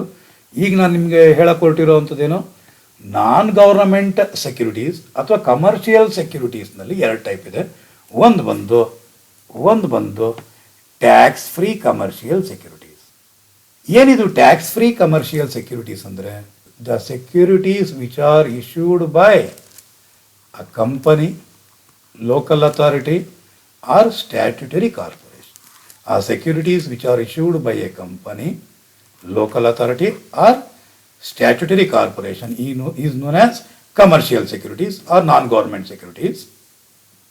ಇದೇನಿದು ಟ್ಯಾಕ್ಸ್ ಫ್ರೀ ಅಂತ ಸೇರಿಸಿದಾರಲ್ಲ ಸರ್, ಇದೇನಿದು ಅಂದರೆ, ಉದಾಹರಣೆಗೆ ಎಕ್ಸ್ ಕಂಪನಿ ಅಂತ ಅನ್ಕೋಣ. ಎಕ್ಸ್ ಕಂಪನಿ ಡಿವೆಂಚರ್ಸ್ನ ಇಶ್ಯೂ ಮಾಡಿದೆ, ಟ್ಯಾಕ್ಸ್ ಫ್ರೀ ಡಿವೆಂಚರ್ಸ್. ಯಾವ ಕಂಪನಿದು? ಎಕ್ಸ್ ಕಂಪನಿದು. Tax free debentures of X company. ಹಾಗಾದ್ರೆ ಈ ಎಕ್ಸ್ ಕಂಪನಿ ಏನು ಮಾಡುತ್ತೆ ಅಂದರೆ, ಯಾವುದೇ ರೀತಿ ಟ್ಯಾಕ್ಸ್ನ ಕಟ್ ಮಾಡಲ್ಲ. ರಿಪೀಟ್ ಮಾಡ್ತಾ ಇದ್ದೀನಿ, ಟ್ಯಾಕ್ಸ್ ಫ್ರೀ ಕಮರ್ಷಿಯಲ್ ಸೆಕ್ಯೂರಿಟೀಸ್ ಅಂದರೆ ಏನು ಅನ್ನೋದ್ರ ಬಗ್ಗೆ ಮಾತಾಡ್ತಾ ಇದ್ದೀನಿ. ಎಕ್ಸ್ ಕಂಪನಿ ಏನಿದೆ, ಈ ಎಕ್ಸ್ ಕಂಪನಿ ತನ್ನ ಡಿವೆಂಚರ್ ಹೋಲ್ಡರ್ಸ್ಗೆ ಡಿವೆಂಚರ್ಸ್ ಮೇಲೆ ಇಂಟ್ರೆಸ್ಟ್ನ ಕೊಡಬೇಕು ಅಂದಾಗ ಕೊಡುವಂತಹ ಇಂಟ್ರೆಸ್ಟ್ನಲ್ಲಿ ಟ್ಯಾಕ್ಸ್ ಅನ್ನೋದನ್ನು ಡಿಡಕ್ಟ್ ಮಾಡಲ್ಲ. ಏನು ಮಾಡಿರುತ್ತೆ? ಫುಲ್ ಅಮೌಂಟ್ ಆಫ್ ಇಂಟ್ರೆಸ್ಟ್ನ ಕೊಟ್ಬಿಡುತ್ತೆ. ಏನು ಮಾಡುತ್ತೆ? ಫುಲ್ ಅಮೌಂಟ್ ಆಫ್ ಇಂಟ್ರೆಸ್ಟ್ನ ಕೊಟ್ಬಿಡುತ್ತೆ. ಫುಲ್ ಅಮೌಂಟ್ ಆಫ್ ಇಂಟ್ರೆಸ್ಟ್ನ ಕೊಟ್ಬಿಡುತ್ತೆ. ಹಾಗಾದರೆ ಅಸಸಿ ಅಥವಾ ಇಂಡಿವಿಜುವಲ್ ಅಥವಾ ಸೆಕ್ಯೂರಿಟಿ ಹೋಲ್ಡರ್ ಏನು ಇಂಟ್ರೆಸ್ಟ್ ಅಮೌಂಟ್ ರಿಸೀವ್ ಮಾಡಿರ್ತಾನೋ ಅವನಿಗೆ ಫುಲ್ ಇಂಟ್ರೆಸ್ಟ್ ಬರುತ್ತೆ. ಹಾಗಾದರೆ ಟ್ಯಾಕ್ಸ್ ಫ್ರೀ ಅಂದರೆ ಇದೇನೇನ ಸರ್ ಅರ್ಥ? ಅಲ್ಲ. ಅದರ ಮೇಲೆ ಅವನು ಏನು ಟ್ಯಾಕ್ಸ್ ಕಟ್ಟಬೇಕಾಗಿದೆಯೋ, ಇವಾಗ ಇಂಪಾರ್ಟೆಂಟ್, ಈ ಪಾಯಿಂಟ್ ಅರ್ಥ ಮಾಡ್ಕೊಳ್ಳಿ. ಕಂಪನಿ ಡಿವೆಂಚರ್ ಹೋಲ್ಡರ್ಸ್ಗೆ ಕೊಡಬೇಕಾಗಿರುವಂತಹ ಇಂಟ್ರೆಸ್ಟ್ನ ಟ್ಯಾಕ್ಸ್ನ ಡಿಡಕ್ಟ್ ಮಾಡದಿರೋ ಹಾಗೆ ಫುಲ್ ಇಂಟ್ರೆಸ್ಟ್ನ ಕೊಟ್ಟು, ಆ ಡಿವೆಂಚರ್ ಹೋಲ್ಡರ್ಸ್ ಕಟ್ಟಬೇಕಾಗಿರೋ ಟ್ಯಾಕ್ಸ್ನ, ಆ ಇಂಟ್ರೆಸ್ಟ್ ಆನ್ ಸೆಕ್ಯೂರಿಟೀಸ್ ಮೇಲೆ ಕೊಡಬೇಕಾಗಿರೋ ಟ್ಯಾಕ್ಸ್ನ ಅವನ ಪರವಾಗಿ ಗವರ್ನಮೆಂಟ್ಗೆ ಕಂಪನಿನೇ ಪೇಮೆಂಟ್ ಮಾಡುತ್ತೆ. ಉದಾಹರಣೆಗೆ ನನಗೆ 10% ಡಿವೆಂಚರ್ಸ್ ಆಫ್ ರುಪೀಸ್ 1 lakh ಅಂದರೆ 10% ಡಿವೆಂಚರ್ಸ್ ಆಫ್ 1 lakh ಅಂತಂದರೆ ನಂದು 1 ಲಕ್ಷದ ಮೇಲೆ 10% ನನಗೇನು ಮಾಡುತ್ತೆ? 1 lakh ಮೇಲೆ 10%. 1 lakh ಮೇಲೆ 10% ಅಂದರೆ ಎಷ್ಟು? 10,000 ಇಂಟ್ರೆಸ್ಟ್. ನನಗೇನು ಕೊಡಬೇಕಾಗಿದೆಯೋ ಅಷ್ಟು ನನಗೆ ಕೊಟ್ಬಿಡುತ್ತೆ. 10,000 ಇಂಟ್ರೆಸ್ಟ್ ಫುಲ್ಲು ನನಗೆ ಕೊಟ್ಬಿಡುತ್ತೆ. ಆದರೆ ಸ್ಟೂಡೆಂಟ್ಸ್ ಜ್ಞಾಪಕ ಇಟ್ಕೊಳ್ಳಿ, ಅದ್ರ ಮೇಲೆ ಉದಾಹರಣೆಗೆ 20% ಟ್ಯಾಕ್ಸ್ ಕಟ್ಟಬೇಕಾಗಿತ್ತು ಅಂತ ಅಂದ್ಕೊಳ್ಳಿ 20% ಅಲ್ಲ 10%. 10% ಅಂದರೆ ಕನ್ಫ್ಯೂಷನ್ ಆಗುತ್ತೆ ಅಂತ ಅಂದ್ಬಿಟ್ಟಿದೆ. ನಾನು ನಿಮ್ಗೆ ಉದಾಹರಣೆಗೆ ಹೇಳ್ತಾ ಇರೋದು, 20% ಟ್ಯಾಕ್ಸ್ನ ಕಟ್ಟಬೇಕಾಗಿರುತ್ತೆ ಅಂದ್ಕೊಳ್ಳಿ, ಟಿ ಡಿ ಎಸ್ ಅಷ್ಟು ಅಂದ್ಕೊಳ್ಳಿ. ಆ 20% ಟಿ ಡಿ ಎಸ್ ಏನಿದೆ ಅದು ಕಂಪನಿ ಏನು ಮಾಡುತ್ತೆ? ನನ್ನ ಪರವಾಗಿ ಕಂಪನಿನೇ ಗೌರ್ಮೆಂಟ್ ಪೇಮೆಂಟ್ ಮಾಡುತ್ತೆ. ಇದನ್ನೇ ನಾವು ಟ್ಯಾಕ್ಸ್ ಫ್ರೀ ಕಮರ್ಷಿಯಲ್ ಸೆಕ್ಯೂರಿಟೀಸ್. ಹಾಗಾದರೆ ನನಗೆ ಬಂದಿರುವಂಥ ಇನ್ಕಮ್ 10,000, ಅದ್ರ ಜೊತೆಗೆ ನಾನು ಕಟ್ಟಬೇಕಾಗಿರುವಂತಹ ಟ್ಯಾಕ್ಸ್ ಏನಿದೆ ಅದ್ರ ಮೇಲೆ 20% ಅದನ್ನು ಗೌರ್ಮೆಂಟ್ಗೆ ಕಂಪನಿ ಕಟ್ಟಿದೆ ಅಂದರೆ ಅದು ನನಗೆ ಇನ್ಕಮ್ ಆಗಿದೆ. ಸೊ ಅದಕ್ಕೋಸ್ಕರ ಈ ಟ್ಯಾಕ್ಸ್ ಫ್ರೀ ಕಮರ್ಷಿಯಲ್ ಸೆಕ್ಯೂರಿಟೀಸ್ ಅವನು ಏನೇ ಕೊಡಲಿ, ಇಂಟ್ರೆಸ್ಟ್ ಆದರೂ ಕೊಡಲಿ, ಪರ್ಸೆಂಟೇಜ್ ಆದರೂ ಕೊಟ್ಟಿರಲಿ, ಅದನ್ನು ನಾವು ಯಾವಾಗಲೂ ಕೂಡ ನೆಟ್ ಅಮೌಂಟ್ ಅಂತಲೇ ಅಂದ್ಕೊತೀವಿ. ಏನಂತ ಅಂದ್ಕೊತೀವಿ? ನೆಟ್ ಅಮೌಂಟ್ ಅಂತಲೇ ಹೇಳ್ತೀವಿ. ಅದಕ್ಕೋಸ್ಕರ ನಾವೇನು ಮಾಡಬೇಕಾಗಿರುತ್ತೆ? Gross up ಮಾಡಬೇಕಾಗಿರುತ್ತೆ. ಏನಕ್ಕೆ ಗ್ರಾಸ್ ಅಪ್ ಮಾಡಬೇಕು? ಇನ್ನೊಂದ್ಸಲಿ ಸೆಂಟೆನ್ಸ್ ಮುಖಾಂತರ ಕರೆಕ್ಟಾಗಿ ಹೇಳ್ತೀನಿ, ನೀಟಾಗಿ ಅಬ್ಸರ್ವ್ ಮಾಡಿ. ಕಂಪನಿ ತನ್ನ ಡಿವೆಂಚರ್ ಹೋಲ್ಡರ್ಸ್ಗೆ ಕೊಡಬೇಕಾಗಿರೋ ಡಿವೆಂಚರ್ಸ್ನ ಟಿ ಡಿ ಎಸ್ನ ಡಿಡಕ್ಟ್ ಮಾಡ್ದಿರ ಫುಲ್ ಇಂಟ್ರೆಸ್ಟ್ನ ಕೊಟ್ಟುಬಿಡುತ್ತೆ. ಮತ್ತು ಡಿವೆಂಚರ್ ಹೋಲ್ಡರ್ಸ್ ಏನು ಕಟ್ಟಬೇಕಾಗಿದೆಯೋ ಟ್ಯಾಕ್ಸ್ನ ಆ ಡಿವೆಂಚರ್ ಇಂಟ್ರೆಸ್ಟ್ ಮೇಲೆ ಅದನ್ನು ಕಂಪನಿ ಗೌರ್ಮೆಂಟ್ಗೆ ಕಂಪನಿನೇ ಪೇಮೆಂಟ್ ಮಾಡುತ್ತೆ. ಹಾಗಾದರೆ ಇಂಟ್ರೆಸ್ಟ್ ಅಮೌಂಟು ನನಗೆ ಇನ್ಕಮ್ ಆಯಿತು, ಜೊತೆಗೆ ಅದರ ಮೇಲೆ ಕಟ್ಟಿರುವಂತಹ ಟ್ಯಾಕ್ಸ್ ಕಂಪನಿ ನನ್ನ ಪರವಾಗಿ ಕಟ್ಟಿರೋದು ನನಗೆ ಇನ್ಕಮ್ ಆಯಿತು. ಅದಕ್ಕೋಸ್ಕರ ಈ ಟ್ಯಾಕ್ಸ್ ಫ್ರೀ ಕಮರ್ಷಿಯಲ್ ಸೆಕ್ಯೂರಿಟೀಸ್ ಏನಿದೆ ಇದನ್ನು ಯಾವಾಗಲೂ ಕೂಡ ನಾವೇನಂತ ಅನ್ಕೊಬೇಕಾಗಿರುತ್ತೆ? ನೆಟ್ ಅಮೌಂಟ್ ಅಂತಲೇ ಅನ್ಕೊಬೇಕಾಗಿರುತ್ತೆ. ಸರ್ ಹಾಗಾದ್ರೆ ಹೇಗೆ ಕೊಡಬಹುದು ಅವನು ಅಂತ ಏನಾದ್ರು ಹೇಳೋದೇ ಆದರೆ ಅವನೇನು ಕೊಡ್ಬೋದು? 2 ರೀತಿ ಕೊಡ್ಬೋದು. ಒಂದು, ಇಂಟ್ರೆಸ್ಟ್ ರಿಸೀವ್ಡ್ ಅಮೌಂಟ್ ಕೊಡ್ಬೋದು. ಹಾಗಾದರೆ received rupees 9,000 as interest on, ನೋಡ್ಕೊಳ್ಳಿ, ಇಲ್ಲಿ ಗಮನಿಸಿ please observe year. Tax free debentures of X ಕಂಪನಿಯಿಂದ ಅವನಿಗೇನಾಗ್ತಾ ಇದೆ? ಇಂಟ್ರೆಸ್ಟ್ ರಿಸೀವ್ ಮಾಡ್ತಾ ಇದ್ದಾನೆ. ಯಾವ ಡಿವೆಂಚರ್ಸ್ ಅದು? Tax free debentures. ಹಾಗಾದ್ರೆ ಎಕ್ಸ್ ಕಂಪನಿ ಅನ್ನೋದು ಗೌರ್ನಮೆಂಟ್ ಅಲ್ಲ. ಹಾಗಾದ್ರೆ ಇದೇನಾಯಿತು, ಟ್ಯಾಕ್ಸ್ ಫ್ರೀ ಕಮರ್ಷಿಯಲ್ ಸೆಕ್ಯೂರಿಟೀಸ್ ಆಯಿತು. ಈ ಇಂಟ್ರೆಸ್ಟ್ ಅಮೌಂಟ್ ಏನಿದೆಯೋ ಇದನ್ನು ಗ್ರಾಸ್ ಅಪ್ ಮಾಡಬೇಕು. ಹಾಗಾದರೆ ಟಿ ಡಿ ಎಸ್ ಆಗಲೇ ಹೇಳಿದ್ದೀನಿ ಎಷ್ಟು ಪರ್ಸೆಂಟು, 10%. ಇದನ್ನೇನು ಮಾಡ್ಬೇಕು ನೀವು, ಗ್ರಾಸ್ ಅಪ್ ಮಾಡಬೇಕಾಗಿರುತ್ತೆ. ಏನು ಮಾಡಬೇಕಾಗಿರುತ್ತೆ, ಗ್ರಾಸ್ ಅಪ್ ಮಾಡಬೇಕಾಗಿರುತ್ತೆ. ಹಾಗಾದರೆ ಗ್ರಾಸ್ ಅಪ್ ನಾನು ಮಾಡಬೇಕು ಅಂತಂದರೆ 9,000 ಇಂಟು 100 ಡಿವೈಡ್ ಬೈ 90 ಅಂದರೆ ಬರೋದು 10,000 is chargeable to tax. 10,000 is chargeable to tax. Sir ಇನ್ನೊಂದು ಉದಾಹರಣೆ ಕೊಡಿ ನೋಡೋಣ. Received rupees 4,000 as interest on tax free debentures of mill company limited. Mill company ಲಿಮಿಟೆಡ್ನ ಯಾವ ಡಿವೆಂಚರ್ಸ್ ಅದು, ಟ್ಯಾಕ್ಸ್ ಫ್ರೀ ಡಿವೆಂಚರ್ಸ್ ಮೇಲೆ ಏನು ಮಾಡ್ತಾ ಇದ್ದಾನೆ, ಇಂಟ್ರೆಸ್ಟ್ನ ರಿಸೀವ್ ಮಾಡ್ತಾ ಇದ್ದಾನೆ. ಎಷ್ಟು ಸಾವಿರ, 4,000. ಹಾಗಾದರೆ ಈ 4,000ನ ನಾವೇನು ಮಾಡಬೇಕಾಗಿರುತ್ತೆ, ಗ್ರಾಸ್ ಅಪ್ ಮಾಡಬೇಕಾಗಿರುತ್ತೆ. 4,000ನ ನಾವೇನು ಮಾಡಬೇಕಾಗಿರುತ್ತೆ, ಗ್ರಾಸ್ ಅಪ್ ಮಾಡಬೇಕಾಗಿರುತ್ತೆ. ಹಾಗಾದರೆ ಗ್ರಾಸ್ ಅಪ್ ಮಾಡಬೇಕು ಅಂದ್ರೆ ಏನು ಮಾಡಬೇಕು, 10% ಟಿ ಡಿ ಎಸ್ ಅಂದರೆ 4,000 ಇಂಟು 100 ಬೈ 90, 4,444. ಹಾಗಾದರೆ ಈ ಅಮೌಂಟೇ ಟ್ಯಾಕ್ಸಬಲ್ ಅಮೌಂಟ್. ಹಾಗಾದರೆ ನೀವೇನು ಬರೀಬೇಕು ಸ್ಟೇಟ್ಮೆಂಟ್ ಒಳಗಡೆ, received rupees 4,000 as interest on tax free debentures of mill company ಅಂತ ಹೇಳಿ ಏನು ಮಾಡಬೇಕಾಗಿರುತ್ತೆ, 4,000 ಇಂಟು 100 ಬೈ 90 ಹಾಕಿ ಇದನ್ನೇನು ಮಾಡಿ ಅಮೌಂಟ್ ಕಾಲಮಲ್ಲಿ 4,444 ಹಾಕಿ. ಅರ್ಥ ಆಯಿತು ಅಂದ್ಕೊಂಡೆ ಸ್ಟೂಡೆಂಟ್ಸ್. ನಿಮ್ಮ ಡೌಟ್ ಏನು ಅಂದರೆ, ಈಗ ಅಕಸ್ಮಾತ್ ಏನಾದ್ರು ಟ್ಯಾಕ್ಸ್ ಫ್ರೀ ಕಮರ್ಷಿಯಲ್ ಸೆಕ್ಯೂರಿಟೀಸ್ನಲ್ಲಿ ಪರ್ಸೆಂಟೇಜ್ ಮತ್ತು ಅಮೌಂಟ್ ಎರಡು ಕೊಟ್ಟರೆ ನಾವು ಏನು ಮಾಡಬೇಕು ಸರ್ ಈಗ ಅಂತಂದರೆ, ನಾವು ಮಾಡಬೇಕಾಗಿರೋದು ಟ್ಯಾಕ್ಸ್ ಫ್ರೀ ಕಮರ್ಷಿಯಲ್ ಸೆಕ್ಯೂರಿಟೀಸಲ್ಲಿ if percentage and amount is given, percentage ಮತ್ತು ಅಮೌಂಟ್ ಏನಾದ್ರು ಕೊಟ್ಟಿದ್ದರೆ, ಉದಾಹರಣೆಗೆ ನೋಡೋಣ, 90,000 10% tax free debentures of X company. ಇಲ್ಲೇನು ಕೊಟ್ಟಿದ್ದಾನೆ, 10% ಕೊಟ್ಟಿದ್ದಾನೆ. ಎಷ್ಟು ಅಮೌಂಟ್ ಇನ್ವೆಸ್ಟ್ಮೆಂಟ್ ಮಾಡಿರೋದು, 90,000. ಹಾಗಾದರೆ ಅಮೌಂಟು ಪರ್ಸೆಂಟೇಜು ಕೊಟ್ಟರೆ ನೀವೇನು ಮಾಡಬೇಕು, ಪರ್ಸೆಂಟೇಜ್ನ ಅಪ್ಲೈ ಮಾಡಿ ಗ್ರಾಸ್ ಅಪ್ ಮಾಡಬೇಕು. ಟ್ಯಾಕ್ಸ್ ಫ್ರೀ ಕಮರ್ಷಿಯಲ್ ಸೆಕ್ಯೂರಿಟೀಸ್ ಅಂದರೆ ನೀವು ಗ್ರಾಸ್ ಅಪ್ ಮಾಡಲೇಬೇಕು. ಅವನು ಇಂಟ್ರೆಸ್ಟ್ ಅಮೌಂಟ್ ಕೊಟ್ಟರೆ ಜಸ್ಟ್ ಗ್ರಾಸ್ ಅಪ್ ಮಾಡಿ, ಪರ್ಸೆಂಟೇಜ್ ಅಮೌಂಟ್ ಕೊಟ್ಟರೆ ಪರ್ಸೆಂಟೇಜ್ ಅಪ್ಲೈ ಮಾಡಿ ಗ್ರಾಸ್ ಅಪ್ ಮಾಡಿ. ಸರ್ ಹಂಗಂದ್ರೆ ಏನು ಅಂದರೆ 90,000 ಇಂಟು 10% ಅಂದರೆ ಬರೋದೆಷ್ಟು, 9,000. 90,000 ಮೇಲೆ 10% ಎಷ್ಟು ಅಂದರೆ ಎಷ್ಟು, 9,000. ಇದನ್ನು ಗ್ರಾಸ್ ಅಪ್ ಮಾಡಿ. ಟಿ ಡಿ ಎಸ್ ಎಷ್ಟು ಪರ್ಸೆಂಟು, ಟಿ ಡಿ ಎಸ್ ಯಾವಾಗಲೂ 10% ಆಗಿರುತ್ತೆ. ಏನು, ಟಿ ಡಿ ಎಸ್. ಹಾಗಾದರೆ ಟಿ ಡಿ ಎಸ್ 10% ಅಂದರೆ ನಾನು ನಿಮ್ಗೆ ಹೇಳಿದ್ದೀನಿ 100 ಬೈ 90 ಹಾಕ್ಕೊಳ್ಳಿ, 100 ಡಿವೈಡ್ ಬೈ 90. ಹಾಗಾದರೆ ಬರೋದು 10,000. 10,000 amount is chargeable to tax. ಇನ್ನೊಂದು ಉದಾಹರಣೆ ತಗೊಳ್ಳಿ ಉದಾಹರಣೆಗಳಿಗೆ ಏನಂತ, rupees 1,80,000 10% debentures of paper mill company limited. Paper mill company limited ಡಿವೆಂಚರ್ಸ್ನ ಇಶ್ಯೂ ಮಾಡಿದರೆ ಅದನ್ನು ನಾನು ಪರ್ಚೇಸ್ ಮಾಡಿದ್ದೀನಿ. ಆ ಡಿವೆಂಚರ್ಸ್ ಮೇಲೆ ಪ್ರತಿ ವರ್ಷ ನನಗೆ ಎಷ್ಟು ಬರುತ್ತೆ ಇಂಟ್ರೆಸ್ಟ್, 10% ಬರುತ್ತೆ. ಎಷ್ಟು ಇನ್ವೆಸ್ಟ್ಮೆಂಟ್ ಮಾಡಿರೋದು ನಾನು, 1,80,000. ಹಾಗಾದರೆ ಇಲ್ಲಿ ಪರ್ಸೆಂಟೇಜ್ ಕೊಟ್ಟಿದ್ದಾನೆ, ಅಮೌಂಟ್ ಕೊಟ್ಟಿದ್ದಾನೆ. ನಾನೇನು ಮಾಡಬೇಕು, 1,80,000 ಮೇಲೆ 10% ಅಪ್ಲೈ ಮಾಡಬೇಕು. ಅಂದರೆ ಬರೋದು 18,000 ರೂಪಾಯಿ ಆಗಿರುತ್ತೆ. ಈ 18,000 ರೂಪಾಯಿ ಇಂಟ್ರೆಸ್ಟ್ ನೆಟ್ ಅಂತಲೇ ಟ್ರೀಟ್ ಮಾಡಬೇಕು ಅಂತ ಹೇಳಿದ್ದೀನಿ.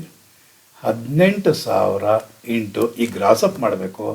ಟಿ ಡಿ ಎಸ್ 10% ಅಂದರೆ 100 by 100 minus T D S. 100 by 100 minus T D S ಅಂದರೆ 100 ಬೈ 100 ಮೈನಸ್ 10% ಅಂದರೆ 100 ಬೈ 90 ಅಂದರೆ ಬರೋದು ಎಷ್ಟಾಗಿರುತ್ತೆ, 20,000 rupees interest amount, what we called as gross. Income from other ಸೋರ್ಸಸ್ಸಲ್ಲಿ ಯಾವಾಗಲೂ ಗ್ರಾಸ್ ಇಂಟ್ರೆಸ್ಟ್ ಟ್ಯಾಕ್ಸಬಲ್ ಆಗೋದು. ನಾವು ಗ್ರಾಸ್ ಇಂಟ್ರೆಸ್ಟ್ನೇ ನಾವು ಕ್ಯಾಲ್ಕುಲೇಟ್ ಮಾಡಬೇಕಾಗಿರೋದು. ಸೊ ಈ 20,000 ಟ್ಯಾಕ್ಸಬಲ್ ಆಗುತ್ತೆ. ಸರ್ ನಾವು 3 ಕಲ್ತ್ಬಿಟ್ವಿ ಸರ್. ಏನೇನು ಕಲ್ತ್ರಿ ಒಂದು ಸೆಕೆಂಡ್ ನೋಡೋಣ. ಸೆಕ್ಯೂರಿಟೀಸ್ ಇದೆ. ಸೆಕ್ಯೂರಿಟೀಸಲ್ಲಿ 2 ಟೈಪ್ ಇದೆ. ಒಂದು ಗೌರ್ನಮೆಂಟ್ ಸೆಕ್ಯೂರಿಟೀಸ್, ಇನ್ನೊಂದು ಕಮರ್ಷಿಯಲ್ ಸೆಕ್ಯೂರಿಟೀಸ್. ಗೌರ್ಮೆಂಟ್ ಸೆಕ್ಯೂರಿಟೀಸ್ನಲ್ಲಿ ಫಸ್ಟ್ ಒನ್ ಏನು? Tax free government securities. Tax free government securities. Tax free government securities ಆಯಿತು ಅಂದರೆ fully exempted under section 10 subsection 15. ಯಾವ್ಯಾವುದು ಅಂತ ಲಿಸ್ಟ್ ತೋರಿಸಿದ್ವಿ. ಇನ್ನೊಂದು ಯಾವ್ದು ಬರುತ್ತೆ? Less tax.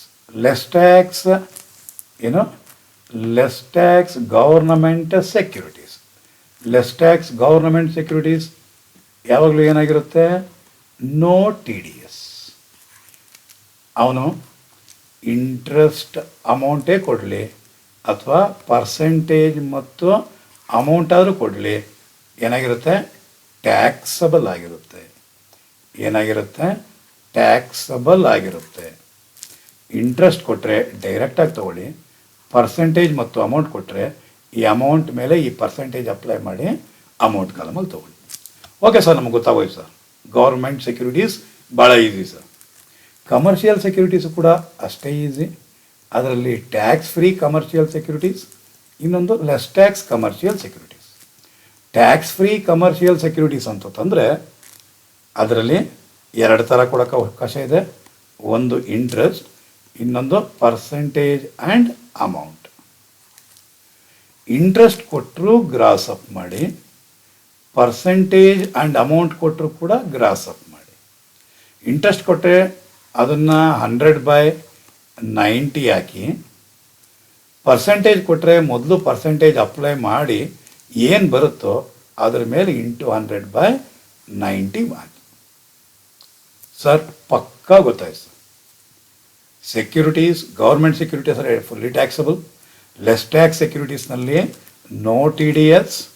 ಇಂಟ್ರೆಸ್ಟ್ ಅಮೌಂಟ್ ಕೊಟ್ಟರೆ ಹಾಗೆ ತೊಗೊಳ್ಳಿ, ಪರ್ಸೆಂಟೇಜ್ ಅಮೌಂಟ್ ಕೊಟ್ಟರೆ ಅಂತಂದರೆ ಪರ್ಸೆಂಟೇಜ್ನ ಅಪ್ಲೈ ಮಾಡಬೇಕು. ಕಮರ್ಷಿಯಲ್ ಸೆಕ್ಯೂರಿಟೀಸ್ ಆದರೆ ಟ್ಯಾಕ್ಸ್ ಫ್ರೀ ಅಂತ ಕೊಟ್ಟಿದ್ರೆ ಮಾತ್ರ tax free, otherwise less tax. Tax free ಅಂತ ಕೊಟ್ಟರೆ ಇಂಟ್ರೆಸ್ಟ್ ಕೊಟ್ಟರು ಗ್ರಾಸ್ ಅಪ್ ಮಾಡಬೇಕು ಸರ್. ಪರ್ಸೆಂಟೇಜು ಮತ್ತು ಅಮೌಂಟ್ ಕೊಟ್ಟರೆ ಅಂದರೆ ಪರ್ಸೆಂಟೇಜ್ ಅಪ್ಲೈ ಮಾಡಿ ಏನು ಬಂದಿರುತ್ತೋ ಅದ್ರ ಮೇಲೆ ಅದನ್ನು ಗ್ರಾಸ್ ಅಪ್ ಮಾಡಬೇಕು. Very nice students. ನೆಕ್ಸ್ಟ್ ಈಗ ನಾವು ನೋಡಬೇಕಾಗಿರೋದು ಲೆಸ್ ಟ್ಯಾಕ್ಸ್ನಲ್ಲಿ ಇಂಟ್ರೆಸ್ಟ್ ಕೊಟ್ಟರೆ ಏನು ಮಾಡಬೇಕು, ಪರ್ಸೆಂಟೇಜ್ ಆ್ಯಂಡ್ ಅಮೌಂಟ್ ಕೊಟ್ಟರೆ ಏನು ಮಾಡಬೇಕು ನೋಡೋಣ.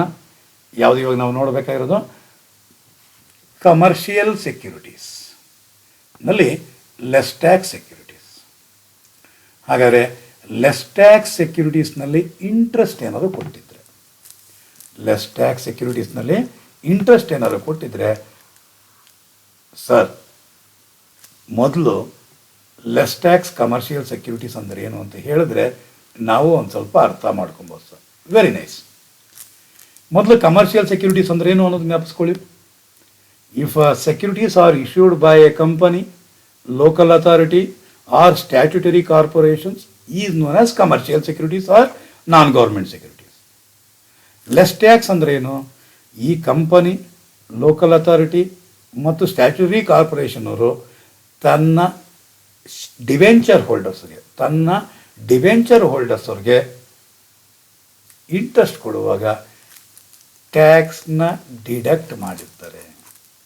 ಟ್ಯಾಕ್ಸ್ನ ಡಿಡಕ್ಟ್ ಮಾಡಿ ಮಿಕ್ಕಿರೋ ಅಮೌಂಟ್ನ ಡಿವೆಂಚರ್ ಹೋಲ್ಡರ್ಸ್ಗೆ ಕೊಟ್ಟಿರ್ತಾರೆ. ಅದನ್ನೇ ನಾವೇನಂತ ಕರಿತೀರಾ? TDS ಆಗಿರುತ್ತೆ.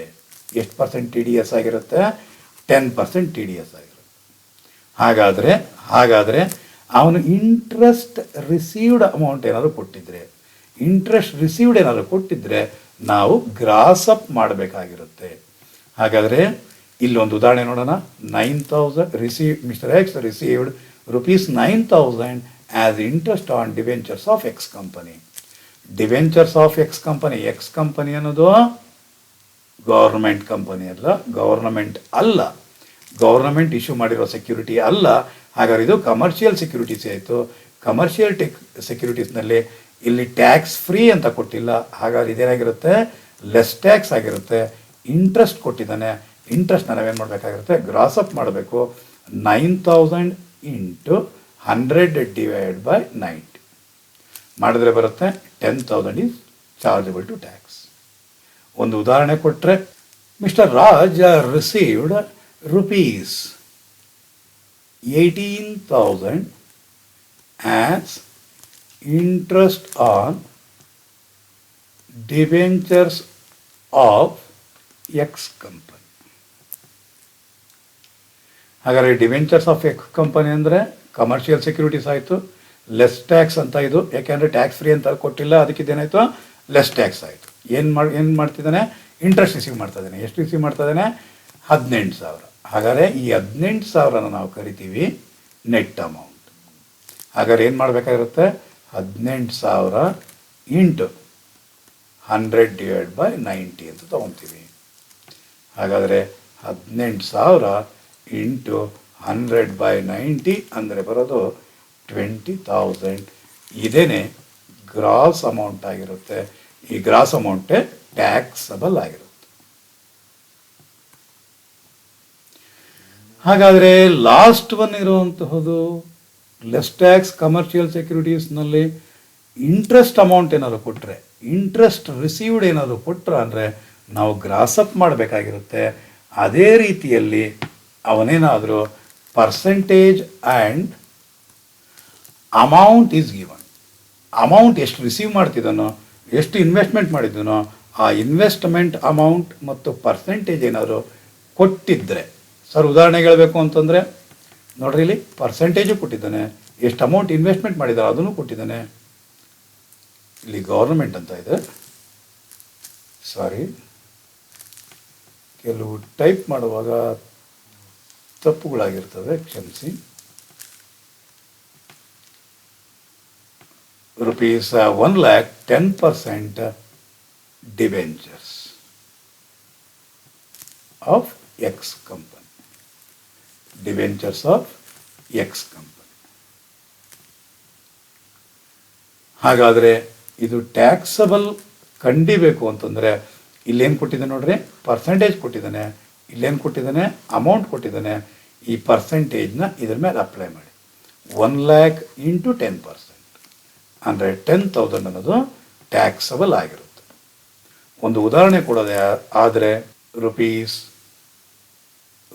11 lakh 10% ಡಿವೆಂಚರ್ಸ್ ಇನ್ paper mill company limited. Paper company ಲಿಮಿಟೆಡ್ನ ಏನು ಡಿವೆಂಚರ್ಸ್ ಮೇಲೆ 10% ಪ್ರತಿ ವರ್ಷ ಅವನಿಗೆ ಇಂಟ್ರೆಸ್ಟ್ ಬರುತ್ತೆ. ಅವನು ಇನ್ವೆಸ್ಟ್ಮೆಂಟ್ ಮಾಡಿರೋದೆಷ್ಟು, 11 lakh.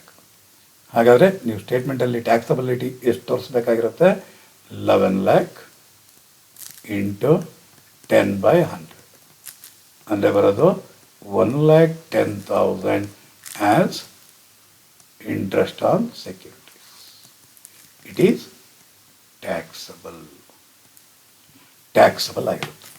ಪರ್ಸೆಂಟೇಜ್ ಕೊಟ್ಟು ಅಮೌಂಟ್ ಕೊಟ್ಟಿದ್ರೆ ಈ ಪರ್ಸೆಂಟೇಜ್ನ ನಾವೇನು ಮಾಡಬೇಕಾಗಿರುತ್ತೆ, ಅಪ್ಲೈ ಮಾಡಬೇಕಾಗಿರುತ್ತೆ.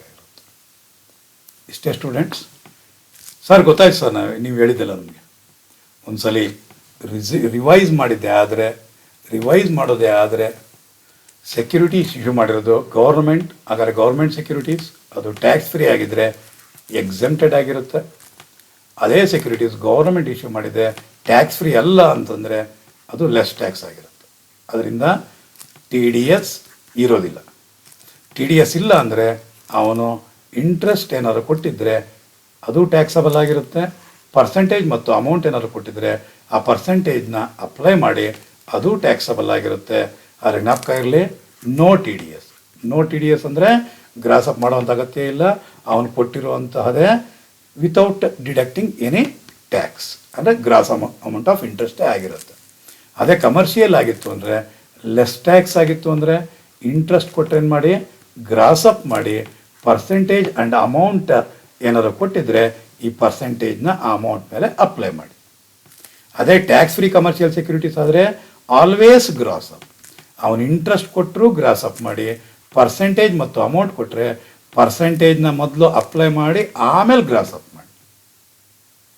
ಇಷ್ಟೇ ಸ್ಟೂಡೆಂಟ್ಸ್, ಇಷ್ಟೇ ನೀವು ಅರ್ಥ ಮಾಡ್ಕೊಬೇಕಾಗಿರೋದು. ಸರ್ ಮುಗ್ದೋಯ್ತಾ ಸರ್ ಇಲ್ಲಿಗೆ? No, never. ಇದರಲ್ಲಿ ಇನ್ನೂ ಒಂದು ಪಾಯಿಂಟ್ ಇದೆ, ಅದೊಂದು ಸ್ವಲ್ಪ ಗಮನಿಸಿ ಈಗ.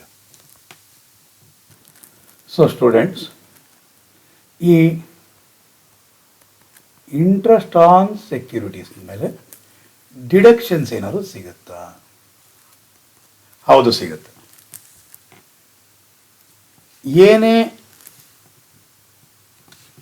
ಏನೇ ಖರ್ಚು ಮಾಡಿದ್ರು ಕೂಡ, ಏನು ಖರ್ಚು ಮಾಡೋಕ್ಕೆ ಅವಕಾಶ ಇದೆ ಸರ್? ಇಂಟ್ರೆಸ್ಟ್ ರಿಸೀವ್ ಮಾಡೋದಕ್ಕೆ ಏನು ಖರ್ಚು ಮಾಡೋಕ್ಕೆ ಅವಕಾಶ ಇದೆ ಅಂತ ನೀವು ಕೇಳಿದ್ದೆ ಆದರೆ, ನೀವು ಈ ಇಂಟ್ರೆಸ್ಟ್ನ ಕಲೆಕ್ಟ್ ಮಾಡೋದಕ್ಕೆ, ಈ ಇಂಟ್ರೆಸ್ಟ್ನ ಕಲೆಕ್ಟ್ ಮಾಡೋದಕ್ಕೆ ಏನಾದರೂ ಬ್ಯಾಂಕ್ ಚಾರ್ಜಸ್ ಅಥವಾ ಕಮಿಷನ್ ಏನಾದರೂ ಕೊಟ್ಟಿದ್ದರೆ, total interest received, gross interest ರಿಸೀವ್ಡ್ನಲ್ಲಿ ಬ್ಯಾಂಕ್ ಚಾರ್ಜಸ್ನ ಡಿಡಕ್ಷನ್ ಸಿಗುತ್ತೆ. ಪ್ರಾಬ್ಲಮಲ್ಲಿ ಕೊಡ್ತಾನೆ, bank charges on collection of interest on securities ₹100. ಹಾಗಾದರೆ ಇಂಟ್ರೆಸ್ಟ್ ಎಲ್ಲ ಟೋಟಲ್ ಹಾಕಿ, ಆ ಇಂಟ್ರೆಸ್ಟ್ ಟೋಟಲ್ ಹಾಕಿದ್ಮೇಲೆ ಲೆಸ್ ಬ್ಯಾಂಕ್ ಚಾರ್ಜಸ್ ₹100 ಲೆಸ್ ಮಾಡಿ. ಎಲ್ಲ ನಾಮಿನಲ್ ಆಗಿರುತ್ತೆ, ಆದರೂ ಕೂಡ ನಿಮಗೆ ಈ ಇಂಟ್ರೆಸ್ಟಿಂದ ನಿಮಗೆ ಮುಕ್ತಿ ಸಿಗುತ್ತೆ. ಸೊ ಬ್ಯಾಂಕ್ ಕಲೆಕ್ಷನ್ ಚಾರ್ಜಸ್ ಅಥವಾ ಬ್ಯಾಂಕ್ ಚಾರ್ಜಸ್ ಅಥವಾ bank commission for collecting interest on securities. ಜ್ಞಾಪಕ ಇರಲಿ, ದೋಸ್ ಸೆಕ್ಯೂರಿಟೀಸ್ ಮಸ್ಟ್ ಬಿ ಟ್ಯಾಕ್ಸಬಲ್. ಅಂದರೆ ಆ ಸೆಕ್ಯೂರಿಟೀಸ್ ಎಲ್ಲ ಏನಾಗಿರಬೇಕು? ಟ್ಯಾಕ್ಸಬಲ್ ಆಗಿರಬೇಕಾಗಿರುತ್ತೆ. ಆ ಸೆಕ್ಯೂರಿಟೀಸ್ ಎಲ್ಲ ಏನಾಗಿರಬೇಕಾಗಿರುತ್ತೆ? ಟ್ಯಾಕ್ಸಬಲ್ ಆಗಿರಬೇಕಾಗಿರುತ್ತೆ. ಸುಮ್ಮನೆ ಉದಾಹರಣೆಗೆ 7% ಕ್ಯಾಪಿಟಲ್ ಇನ್ವೆಸ್ಟ್ಮೆಂಟ್ ಬಾಂಡ್ಸ್, 10,000 ಒಂದು ₹3,000 ಅಂತ ಅನ್ಕೋಣ. ಇದನ್ನು ಕಲೆಕ್ಟ್ ಮಾಡೋಕ್ಕೇನಾದರೂ ಬ್ಯಾಂಕ್ ಚಾರ್ಜಸ್ ಏನಾದ್ರು ಆಗಿದ್ರೆ, ಆ್ಯಕ್ಚುಲಿ ಕ್ಯಾಪಿಟಲ್ ಇನ್ವೆಸ್ಟ್ಮೆಂಟ್ ಬಾಂಡ್ಸ್ ಅಥವಾ PONSC ಇದೆಲ್ಲ ಏನಾಗಿರುತ್ತೆ? ಎಕ್ಸಮ್ಟ್ ಆಗಿರುತ್ತೆ ಅಂಡರ್ ಸೆಕ್ಷನ್ 10 ಸಬ್ಸೆಕ್ಷನ್ 15. ಈ ಎಕ್ಸಮ್ಟೆಡ್ ಸೆಕ್ಯೂರಿಟೀಸ್ ಮೇಲೆ ಏನಾದರೂ ಕಲೆಕ್ಷನ್ ಮಾಡೋಕ್ಕೋಸ್ಕರ, ಇಂಟ್ರೆಸ್ಟ್ ಕಲೆಕ್ಷನ್ ಮಾಡೋಕ್ಕೋಸ್ಕರ ಬ್ಯಾಂಕ್ ಚಾರ್ಜಸ್ ಏನಾದ್ರು ಕೊಟ್ಟಿದ್ರೆ ಡಿಡಕ್ಷನ್ ಸಿಗೋದಿಲ್ಲ. ಸೆಕ್ಷನ್ 56 ಏನು ಹೇಳುತ್ತೆ? ಯಾವ್ಯಾವ ಇನ್ಕಮ್ ಮೇಲೆ ಟ್ಯಾಕ್ಸ್ ಕಟ್ಟಬೇಕು ಅಂತ ಹೇಳುತ್ತೆ. 57 ಏನಂತ ಹೇಳುತ್ತೆ? ಯಾವ ಎಕ್ಸ್ಪೆನ್ಸಸ್ ಅಲೋ ಮಾಡುತ್ತೆ ಅಂತ ಹೇಳ್ತದೆ. ಅದೇ ರೀತಿ ಸೆಕ್ಷನ್ 58 ಏನು ಹೇಳುತ್ತೆ? ಯಾವ ಡಿಡಕ್ಷನ್ ಸಿಗಲ್ಲ ಅನ್ನೋದನ್ನು ಹೇಳುತ್ತೆ. ಹಾಗಾದರೆ 57ನ ಪ್ರಕಾರವಾಗಿ ಟ್ಯಾಕ್ಸಬಲ್ ಸೆಕ್ಯೂರಿಟೀಸ್ನ ಇಂಟ್ರೆಸ್ಟ್ ಏನಾದರೂ ಕಲೆಕ್ಷನ್ ಮಾಡೋಕ್ಕೋಸ್ಕರ ಬ್ಯಾಂಕ್ ಚಾರ್ಜಸ್ ಏನಾದರೂ ಕಟ್ಟಿದ್ರೆ ಡಿಡಕ್ಷನ್ ಸಿಗುತ್ತೆ. ಉದಾಹರಣೆಗೆ ನಾನೇ ಸೆಕ್ಯೂರಿಟಿ ಹೋಲ್ಡರ್ ಆಗಿ ನಾನೇ ಕಲೆಕ್ಷನ್ ಮಾಡಿದೆ, ಅದಕ್ಕೆ ನನಗೆ ಇಷ್ಟು ಖರ್ಚಾಯಿತು ಅಂತ ಹೇಳಿದಾಗ ಆ ಖರ್ಚು 58 ಹೇಳುತ್ತೆ, ಆ ಡಿಡಕ್ಷನ್ ಸಿಗಲ್ಲ. 57 interest collection charges on interest on securities deduction ಸಿಗುತ್ತೆ ಅಂತ ಹೇಳುತ್ತೆ. ಆದರೆ ಅದೇ ಇಂಟ್ರೆಸ್ಟ್ ಆನ್ ಸೆಕ್ಯೂರಿಟೀಸ್ನ ಕಲೆಕ್ಷನ್ ಮಾಡೋದಕ್ಕೆ ಸೆಕ್ಷನ್ 58 ಸಿಗಲ್ಲ ಅಂತ ಹೇಳ್ತಿದೆ. ಯಾವಾಗ ನೀವೇ ಕಲೆಕ್ಟ್ ಮಾಡಿ ಅದಕ್ಕಾಗಿರೋ ಖರ್ಚನ್ನು ಏನಾದರೂ ತೋರ್ಸಕ್ಕೆ ಬಂದರೆ, ಯಾರು ಕಲೆಕ್ಟ್ ಮಾಡಿರಬೇಕದು? ಬ್ಯಾಂಕ್ ಕಲೆಕ್ಟ್ ಮಾಡಿರಬೇಕು. ಆ ಬ್ಯಾಂಕ್ಗೆ ನೀವೇನಾದರೂ ಕಲೆಕ್ಷನ್ ಚಾರ್ಜಸ್ ಅಂತ ಕೊಟ್ಟರೆ ಅಲೋಡ್ ಆಗಿರುತ್ತೆ. Next, interest on loan. ಈ ಸೆಕ್ಯೂರಿಟೀಸ್ ಏನಿದೆ, ಟ್ಯಾಕ್ಸಬಲ್ ಸೆಕ್ಯೂರಿಟೀಸ್ ಏನಿದೆ, either it may be commercial securities or government securities which are chargeable to tax. ಆ ಸೆಕ್ಯೂರಿಟೀಸ್ನ ಪರ್ಚೇಸ್ ಮಾಡೋಕ್ಕೆ ನೀವೇನಾದರೂ ಲೋನ್ ತಗೊಂಡಿದ್ರೆ, ಆ ಸೆಕ್ಯೂರಿಟೀಸ್ನ ಪರ್ಚೇಸ್ ಮಾಡೋಕ್ಕೆ ನೀವೇನಾದರೂ ಲೋನ್ ಮಾಡಿ, ಆ ಲೋನ್ ಮಾಡಿರೋದ್ರ ಮೇಲೆ ಏನಾದರೂ ಇಂಟ್ರೆಸ್ಟ್ ಏನಾದರೂ ಪೇಮೆಂಟ್ ಮಾಡ್ತಾ ಇದ್ದರೆ that amount of interest is allowed as deduction. ಏನಾಗಿರಬೇಕು? ನೀವು ಲೋನ್ ಮಾಡಿದ್ದೀರಾ, ಅದ್ರ ಮೇಲೆ ಇಂಟ್ರೆಸ್ಟ್ ಕಟ್ತಾ ಇದ್ದೀರಾ, ಅದು ಡಿಡಕ್ಷನ್ ಸಿಗುತ್ತೆ ಸರಿ. ಆ ಲೋನ್ ಮಾಡಿದ ಏನಕ್ಕೋಸ್ಕರ? ಸೆಕ್ಯೂರಿಟೀಸ್ನ ಪರ್ಚೇಸ್ ಮಾಡಿದ್ದಕ್ಕೆ ಆಗಿರಬೇಕು. ಆ ಪರ್ಚೇಸ್ ಮಾಡಿರುವಂತಹ ಸೆಕ್ಯೂರಿಟೀಸ್ ಎಂಥದ್ದಾಗಿರಬೇಕು? ಟ್ಯಾಕ್ಸಬಲ್ ಸೆಕ್ಯೂರಿಟೀಸ್ ಆಗಿರಬೇಕು. ಅದ್ರ ಮೇಲೆ ಬರುವಂಥ ಇಂಟ್ರೆಸ್ಟ್, ಆ ಸೆಕ್ಯೂರಿಟೀಸ್ ಮೇಲೆ ಬರುವಂತಹ ಇಂಟ್ರೆಸ್ಟ್, ಈ ಸೆಕ್ಯೂರಿಟಿ ಇದೆ ಅಲ್ವಾ, ಈ ಸೆಕ್ಯೂರಿಟಿ ಮೇಲೆ ಇಂಟ್ರೆಸ್ಟ್ ಬರುತ್ತಲ್ವಾ, ಆ ಇಂಟ್ರೆಸ್ಟ್ ಟ್ಯಾಕ್ಸಬಲ್ ಆಗಂಗಿದ್ರೆ ಅಲ್ಲಿ ತಗೊಂಡಿರುವಂತಹ ಲೋನ್, ಆ ಲೋನ್ ಮೇಲೆ ಇಂಟ್ರೆಸ್ಟ್ ಕೂಡ ಡಿಡಕ್ಷನ್ ಸಿಗುತ್ತೆ. ಆ ಲೋನ್ ಮೇಲೆ ಇಂಟ್ರೆಸ್ಟ್ ಕೂಡ ಏನಾಗಿರುತ್ತೆ? ಡಿಡಕ್ಷನ್ ಸಿಗುತ್ತೆ. ಮೋಸ್ಟ್ ಇಂಪಾರ್ಟೆಂಟ್ ಪಾಯಿಂಟ್ ರಿಪೀಟ್ ಮಾಡ್ತೀನಿ ನೋಡಿ. 57ನ ಪ್ರಕಾರವಾಗಿ, ಸೆಕ್ಷನ್ 57ನ ಪ್ರಕಾರವಾಗಿ interest on loan taken deduction ಸಿಗುತ್ತೆ if loan is taken for the purchase of taxable securities. That's it, very simple. ಅದು ಎಕ್ಸಮ್ಟೆಡ್ ಸೆಕ್ಯೂರಿಟೀಸ್ನ ಪರ್ಚೇಸ್ ಮಾಡೋಕ್ಕೋಸ್ಕರ ಲೋನ್ ಮಾಡಿದರೆ ಈ ಇಂಟ್ರೆಸ್ಟ್ ಡಿಡಕ್ಷನ್ ಸಿಗಲ್ಲ. ಇಂಟ್ರೆಸ್ಟ್ ಆನ್ ಲೋನ್ ಡಿಡಕ್ಷನ್ ಸಿಗಲ್ಲ ಅಂತ 58 ಹೇಳುತ್ತೆ. ಸೊ ಒಂದು ಬ್ಯಾಂಕ್ ಕಲೆಕ್ಷನ್ ಚಾರ್ಜಸ್, ಇನ್ನೊಂದು ಇಂಟ್ರೆಸ್ಟ್ ಆನ್ ಲೋನ್, ಇವೆರಡನ್ನೂ ಸೇರಿಸಿ ಟೋಟಲ್ ಇಂಟ್ರೆಸ್ಟಲ್ಲಿ ಕಳೀರಿ, ಇದೆ taxable interest on securities. Sir ಅಕಸ್ಮಾತ್ ಏನಾದರೂ ನಮಗೊಂದು ಡೌಟ್ ಇದೆ ಸರ್, ಸೆಕ್ಯೂರಿಟೀಸ್ನ ಮೋಸ್ಟ್ ಇಂಪಾರ್ಟೆಂಟ್, ಸೆಕ್ಯೂರಿಟೀಸ್ನ ಪರ್ಚೇಸ್ ಮಾಡುವಾಗ ಕಮಿಷನ್ ಕೊಟ್ಟಿದ್ದೀವಿ ಸರ್, ಬ್ರೋಕರೇಜ್ ಕೊಟ್ಟಿದ್ದೀವಿ ಸರ್. ಸೆಕ್ಯೂರಿಟೀಸ್ನ ಸೇಲ್ ಮಾಡುವಾಗ ಕಮಿಷನ್ ಕೊಟ್ಟಿದ್ದೀವಿ ಸರ್, ಬ್ರೋಕರೇಜ್ ಕೊಟ್ಟಿದ್ದೀವಿ ಸರ್. ಇದು ಡಿಡಕ್ಷನ್ ಸಿಗುತ್ತಾ ಸರ್? ನಂಗೆ ನಗು ಬರುತ್ತೆ.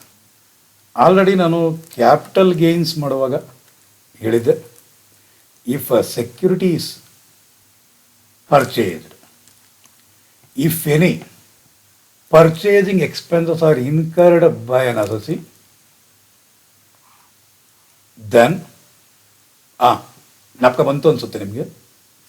ಸೆಕ್ಯೂರಿಟೀಸ್ ಪರ್ಚೇಸ್ ಮಾಡುವಂತಹ ಸಂದರ್ಭದಲ್ಲಿ ಏನಾದರೂ ಕಮಿಷನ್ ಅಥವಾ ಬ್ರೋಕರೇಜ್ ಏನಾದರೂ ಕೊಟ್ಟರೆ ಗುಡ್, ಜ್ಞಾಪಿಸ್ಕೊಳ್ಳಿ, ಕಾಸ್ಟ್ ಆಫ್ ಅಕ್ವಿಸಿಷನ್ಗೆ ಅದನ್ನು ಆ್ಯಡ್ ಮಾಡಬೇಕು, ಡಿಡಕ್ಷನ್ ಸಿಗಲ್ಲ. ಜ್ಞಾಪಕ ಬಂತು ಅನಿಸುತ್ತೆ. ಅದೇ ಅಕಸ್ಮಾತ್ ಏನಾದರೂ ಸೇಲ್ಸ್ ಮಾಡುವಾಗ ಕಮಿಷನ್ ಆ್ಯಂಡ್ ಬ್ರೋಕರೇಜ್ ಏನಾದ್ರು ಕೊಟ್ಟಿದ್ರೆ, ಹೇಳಿ ನೋಡೋಣ. ಸೇಲ್ಸ್ ಮಾಡುವಾಗ ಕಮಿಷನ್ ಆ್ಯಂಡ್ ಆರ್ ಬ್ರೋಕರೇಜ್ ಏನಾದ್ರು ಕೊಟ್ಟಿದ್ರೆ ಇಟ್ ಈಸ್ ಸೆಲ್ಲಿಂಗ್ ಎಕ್ಸ್ಪೆನ್ಸಸ್, ಅಥವಾ ಬ್ಯೂಟಿಫುಲ್ ಟ್ರಾನ್ಸ್ಫರ್ ಎಕ್ಸ್ಪೆನ್ಸಸ್.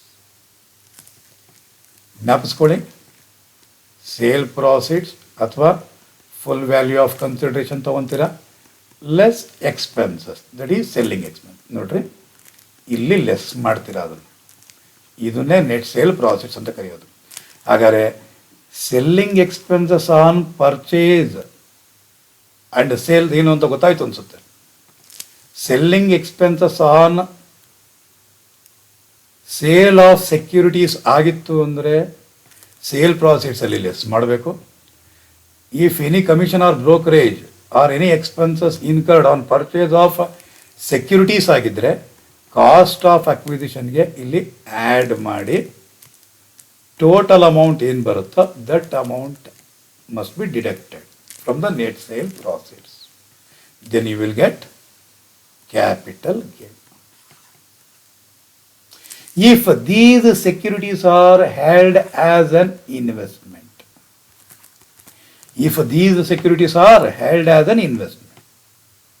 ಸರಿ ಸರ್, ಅಕಸ್ಮಾತ್ ಏನಾದರೂ ಈ ಸೆಕ್ಯೂರಿಟೀಸ್ನ ನಾನು ಹೇಳಿ ಸ್ಟಾಕ್ ಇನ್ ಟ್ರೇಡ್ ಆಗಿ ಏನಾದ್ರು ಇಟ್ಕೊಂಡಿದ್ರಿ ಸರ್, ಸ್ಟಾಕ್ ಇನ್ ಟ್ರೇಡ್ ಆಗಿ ಇಟ್ಕೊಂಡಿದ್ರೆ ಅಂದ್ರೆ ಅರ್ಥ ಅವನೇನಾದರೂ ಬಿಸ್ನೆಸ್ ಮಾಡ್ತಾ ಇದ್ರೆ, ಏನು ಬಿಸ್ನೆಸ್ಸು? ಸೆಕ್ಯೂರಿಟೀಸ್ನ ಪರ್ಚೇಸ್ ಮಾಡೋದು, ಸೆಕ್ಯೂರಿಟೀಸ್ನ ಸೇಲ್ ಮಾಡೋದು, ಆಗ profit and loss account debit ಸೈಡ್ನಲ್ಲಿ ಪರ್ಚೇಸ್ ಎಕ್ಸ್ಪೆನ್ಸಸ್ ಮತ್ತು ಸೆಲ್ಲಿಂಗ್ ಎಕ್ಸ್ಪೆನ್ಸಸ್ ಅಂದ್ಬಿಟ್ಟಿದೆ. ಎರಡನ್ನೂ ಕೂಡ ಎಕ್ಸ್ಪೆನ್ಸಸ್ ಸೈಡ್ ಅಂದರೆ ಡೆಬಿಟ್ ಸೈಡಲ್ಲಿ ತಗೊಂತಾನೆ. ಅದವನ್ ಬಿಸ್ನೆಸ್ ಆಗಿದ್ರೆ ಸೆಕ್ಯೂರಿಟೀಸ್ನ ಪರ್ಚೇಸ್ ಮಾಡುವಾಗ ಏನಾದ್ರು ಕಮಿಷನ್ ಬ್ರೋಕರೇಜ್ ಕೊಟ್ಟಿದ್ರೆ P&L ಅಕೌಂಟ್ ಡೆಬಿಟ್ ಸೈಡಲ್ಲಿ ಆ್ಯಸ್ ಎಕ್ಸ್ಪೆನ್ಸಸ್ ಅಂತ ಕ್ಲೈಮ್ ಮಾಡ್ತಾನೆ. ಸೇಲ್ಸ್ ಮಾಡೋವಾಗ ಏನಾದ್ರು ಖರ್ಚು ಮಾಡಿದರೆ selling expenses P&L account debit ಸೈಡಲ್ಲಿ ತೊಗೊತಾನೆ. ಏನಾಗಿದ್ರೆ ಅವನು ಸ್ಟಾಕ್ ಇನ್ ಟ್ರೇಡ್ ಆಗಿ ಟ್ರೀಟ್ ಮಾಡ್ತಾ ಇದ್ರೆ, ಅಂದರೆ ಅವನೊಬ್ಬ ಬಿಸ್ನೆಸ್ ಮ್ಯಾನ್ ಆಗಿದ್ದರೆ, ಸೆಕ್ಯೂರಿಟೀಸ್ನ ಪರ್ಚೇಸ್ ಮಾಡೋದು ಸೇಲ್ ಮಾಡೋದೇ ಅವನ ಬಿಸ್ನೆಸ್ ಏನಾದ್ರು ಆಗಿದ್ದರೆ ಹಾಗೆ ಮಾಡ್ತಾನೆ. ಅದೇ ಇನ್ವೆಸ್ಟ್ಮೆಂಟ್ ರೀತಿಯಲ್ಲೇನಾದರೂ ಅವ್ನು ಸೆಕ್ಯೂರಿಟೀಸ್ನೇನಾದ್ರು ಹೋಲ್ಡ್ ಮಾಡಿದರೆ ಸೆಕ್ಯೂರಿಟೀಸ್ನ ಪರ್ಚೇಸ್ ಮಾಡುವಾಗ ಕೊಡೋದನ್ನು ಕಾಸ್ಟ್ ಆಫ್ ಅಕ್ವಿಸಿಷನ್ಗೆ ಆ್ಯಡ್ ಮಾಡ್ಕೊತಾನೆ. ಅದೇ ಸೇಲ್ ಮಾಡುವಾಗ ಏನಾದ್ರು ಕಮಿಷನ್ ಬ್ರೋಕರೇಜ್ ಕೊಟ್ಟಿದ್ರ ಅಂತಂದರೆ ಸೇಲ್ ಪ್ರಾಸೀಡ್ಸ್ನಲ್ಲಿ ಲೆಸ್ ಮಾಡ್ತಾನೆ. ಬಿ ಕೇರ್ಫುಲ್, ಪರ್ಚೇಸ್ ಮಾಡುವಾಗ ಕೊಡುವಂಥ commission or brokerage cost of ಅಕ್ವಿಸಿಷನ್ಗೆ ಆ್ಯಡ್ ಮಾಡ್ತಾನೆ. ಸೇಲ್ಸ್ ಮಾಡುವಾಗ ಕಮಿಷನ್ ಆರ್ ಬ್ರೋಕರೇಜ್ ಕೊಟ್ಟೋದು ಸೇಲ್ ಪ್ರಾಸೀಡ್ಸಲ್ಲಿ ಲೆಸ್ ಮಾಡ್ತಾನೆ. This is all about interest on securities. Dear students, ಇಷ್ಟು ಪಾಯಿಂಟ್ನ ನಾನು ಹೇಳಬೇಕು ಅಂದ್ಕೊಂಡಿದ್ದೆ. ಇನ್ನೂ ನಾನು ನಿಮಗೆ ಬಾಂಡ್ ವಾಷಿಂಗ್ ಟ್ರಾನ್ಸಾಕ್ಷನ್ಸ್ ಬಗ್ಗೆ ಇನ್ನೂ ಹೇಳಿಲ್ಲ. ಹೇಳಕ್ಕೆ ಮುಂಚೆನೇ 1 hour ಎಕ್ಸೀಡ್ ಆಗಿಬಿಟ್ಟಿದೆ. So I am really very sorry. Next part ಅಥವಾ ನೆಕ್ಸ್ಟ್ ವಿಡಿಯೋನಲ್ಲಿ ಬಾಂಡ್ ವಾಷಿಂಗ್ ಟ್ರಾನ್ಸಾಕ್ಷನ್ ಇವತ್ತು ಪ್ರಾಬ್ಲಮ್ ಮುಗಿಸೋಣ ಅಂತ ಅಂದ್ಕೊಂಡೆ. ಪ್ರಾಬ್ಲಮ್ ಎಂಟ್ರಿ ಆಗೋಕ್ಕೆ ಅವಕಾಶ ಆಗಿಲ್ಲ. 1 hour ಎಕ್ಸೀಡ್ ಆಗಿಬಿಟ್ಟಿದೆ. ಜಾಸ್ತಿ ಅಂದರೂ ಕೂಡ ನಿಮಗೆ ಅರಗಿಸ್ಕೊಳ್ಳೋಕೆ ಕಷ್ಟ ಆಗುತ್ತೆ ಅನ್ನೋದು ನನಗೂ ಗೊತ್ತಿದೆ. ಸೊ ಡಿಯರ್ ಸ್ಟೂಡೆಂಟ್ಸ್, ನಿಮ್ಮ ಹತ್ರ ಒಂದು ವಿಚಾರ ಹಂಚ್ಕೊಬೇಕಾಗಿರೋದೇನು ಅಂದರೆ, ಹಂಚ್ಕೊಳ್ಳೋಕ್ಕೆ ಮುಂಚೆ ಇಷ್ಟೊತ್ತು ಲೆಕ್ಚರ್ನ ಕೇಳಿದ್ದೀರ. ಈ ವಿಡಿಯೋ ನಿಮ್ಗೆ ಇಷ್ಟ ಆಗಿತ್ತು ಅಂತಂದರೆ ಲೈಕ್ ಮಾಡಿ, ನಿಮ್ಮ ಫ್ರೆಂಡ್ಸ್ಗಳು ಕೂಡ ಶೇರ್ ಮಾಡಿ, ಅವರು ಕೂಡ ಈ ಬೆನಿಫಿಟ್ನ ಪಡ್ಕೊಳ್ಳಿ. ಮತ್ತು ಇನ್ನೂ ನನ್ನ ಚಾನಲ್ಗೆ ನೀವು ಸಬ್ಸ್ಕ್ರೈಬ್ ಆಗಿಲ್ಲ ಅಂದರೆ ದಯವಿಟ್ಟು ಕೆಳಗಡೆ ಇರುವಂಥ ಸಬ್ಸ್ಕ್ರೈಬ್ ಬಟನನ್ನು ಪ್ರೆಸ್ ಮಾಡಿ, ಸಬ್ಸ್ಕ್ರೈಬ್ ಆಗಿ. ಇದು IT2 ಅಂದ್ಬಿಟ್ಟಿದೆ, ಬ್ಯಾಂಗ್ಳೂರು ಯೂನಿವರ್ಸಿಟಿಯ ಸಿಲೆಬಸ್.